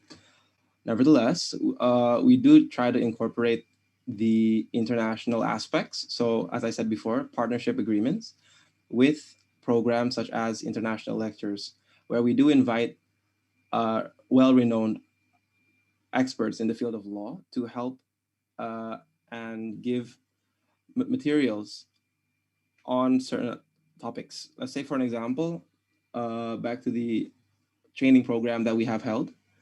So that is directly from an expert who is a resident professor in Texas A&M University. That is an example we can give. Now, talking about the programs itself, for further information on the programs which we will have, you can always check our social media and our websites, because on our social media we publish all available programs before the deadlines. So do not be concerned if you want to keep yourself updated. You can follow our Instagram at Law Faculty Unpad, and we will share more information there in regards to the programs that we have. But to answer in general, we do have certain programs which are a form of fast track programs. We have some programs which are in the form of joint lectures, and we also have programs in the form of seminars and conferences. Okay, thank you for the answer. And yeah, just don't worry. We have lots of various program regarding to the international exposure as well. But don't forget to keep updated on the social media. You can check it on their website on www.fh.unpad.ac.id. And yeah, we have lots of questions here. And yeah, as we know that law is always related with something like police or military. I think this question is quite interesting. So does Faculty of Law in Unpad has connection with military or police stuff like that? Okay. So maybe from my personal experience, or I don't think we do have that, because I mean, it is different in the practices and the actual material of the studies. So we study about the application of law itself. Now, let's say someone who has graduated from Faculty of Law Unpad, they can enroll, they are, let's say, so when we talk about Polri, it's more of criminal law. So let's say you are a student in the Faculty of Law, you want to focus to criminal law, you can take it here. You can focus on the studies of criminal law, criminology, and it will help you in the future for TNI Polri. Nevertheless, I do not think we have a certain program which focuses on TNI Polri in the future for like automatically entering to TNI Polri. That might be my answer. Okay, so that's the answer. And wow, we have more question as well actually. And the question is, okay, I want to ask about the Faculty of Law's newest curriculum. Is it true that the term of study in Faculty of Law, okay, is it true that the term of study in Faculty of Law is only 3.5 years according to the new curriculum? Is that true? Okay, maybe I'll try to answer this with looking at the SKS, or the program set by the bachelor's degree. So it is true that now it is more compressed in the sense of the classes are longer, so you get more SKS per class. So in theory, you are capable to graduate in 3.5 years in the new curriculum. That is the difference. So the burdening of SKS is much shorter. So and you take more classes. That's the difference probably. Okay. So wow, I'm so glad that for this session we have high enthusiasm for the audience, and I think there are some audience that has a different field of study background and maybe want to attend the Faculty of Law. And the question is, if someone with a geology background, wow, it's such a different background with Faculty of Law, wants to apply to the Faculty of Law, what master's degree or programs or disciplines would you recommend? Okay. Uh, so let's say geology background, you must see what are you going to focus in the law's perspective. Maybe I will say something like environmental law would be a good choice for you. But then again, the application of law itself and the study of geology, in my personal opinion, is very, very different. The basic context is you have to understand, and the basic theories you must have to be able to pursue, let's say, a master's degree of law.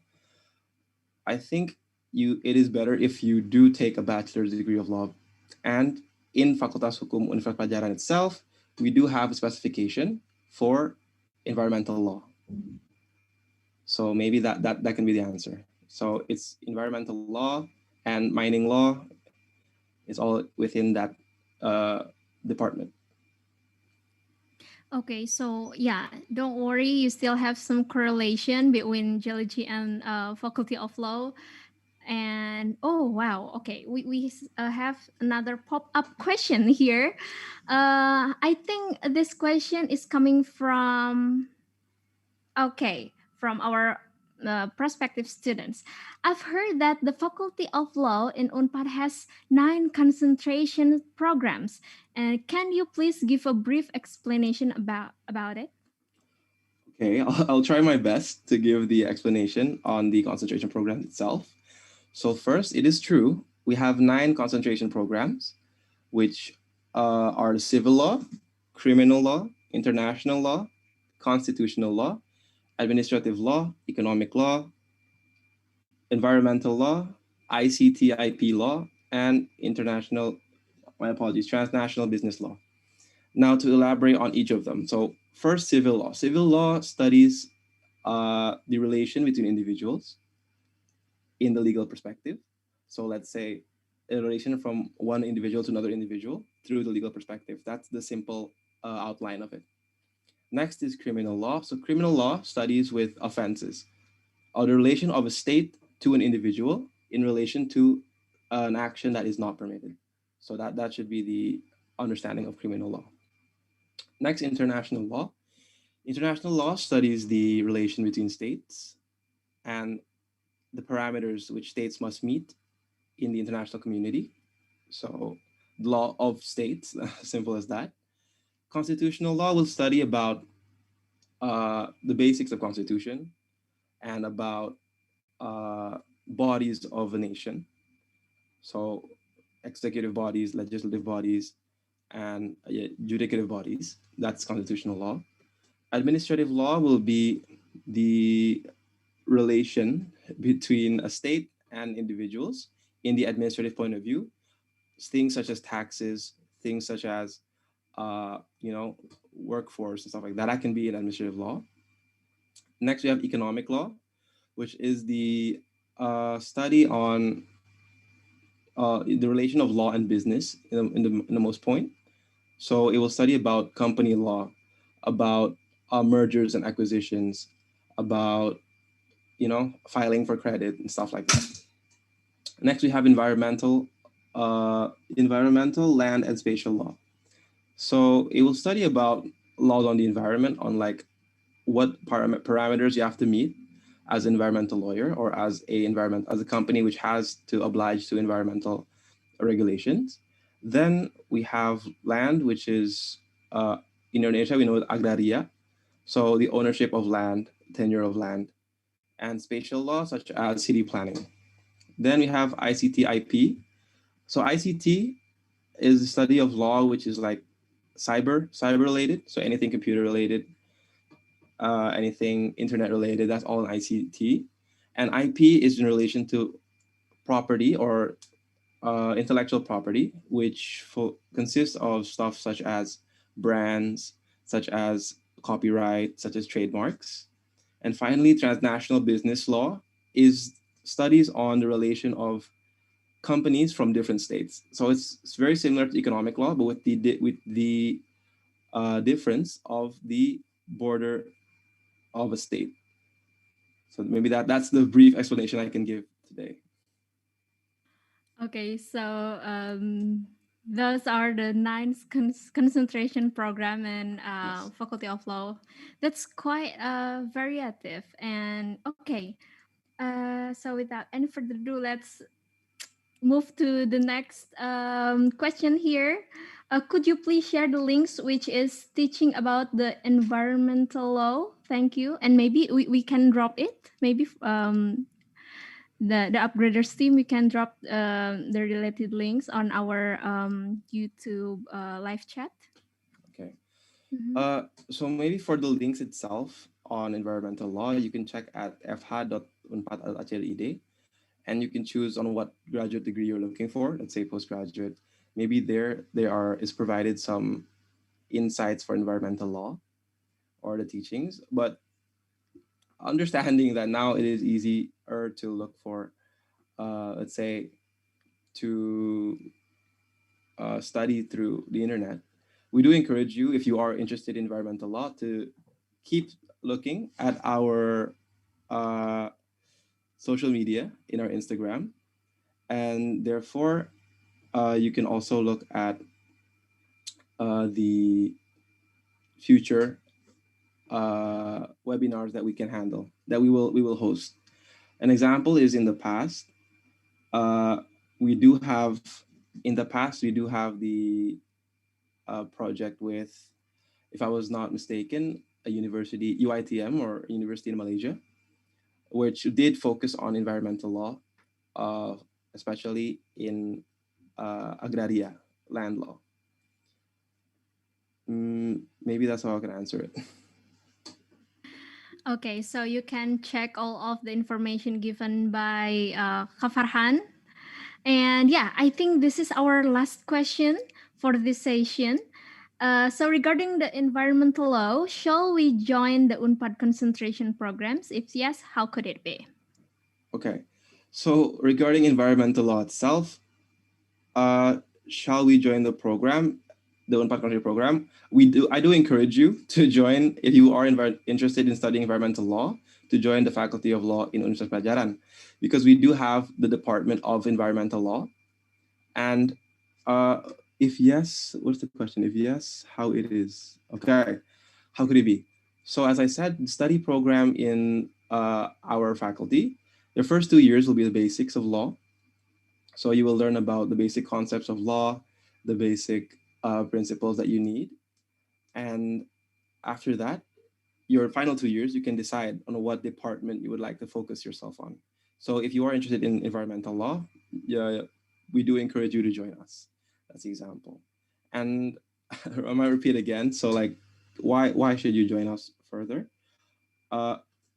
We do have, like, for master's degree and doctoral degrees, we have to take in consideration that the amount of collaboration projects that we have will support you in many ways, such as our partnership agreements with international bodies, which also helps. So maybe in environmental law itself, like I said, we do have partnership programs, which we are trying to further develop, such as with Malaysia, like I said. Maybe that can also be something you can take into consideration. So while you study, you can hope that they will open up an opportunity to continue in a higher education in environmental law.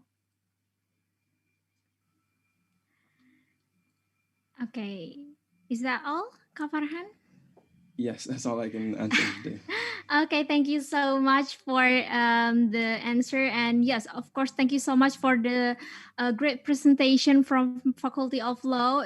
And thank you for such a very informative information regarding the admission and all of the insights about the Faculty of Law in Unpad. So yes, finally we have reached the final session. And it seems that we're all of our agendas we had before. And before I close this session, please don't forget to follow us on our website and social media. You can follow us on Instagram at International Office Unpad and our official account line. And yeah, after this session, there will be more info session and webinars in our agenda. Please note it on your schedule. And last but not least, thank you very much for your attention and see you in the next session, which will start at 1 p.m. Western Indonesian time. Okay, everyone, stay healthy and stay safe. I'm Reva Salsadila. Have a nice day.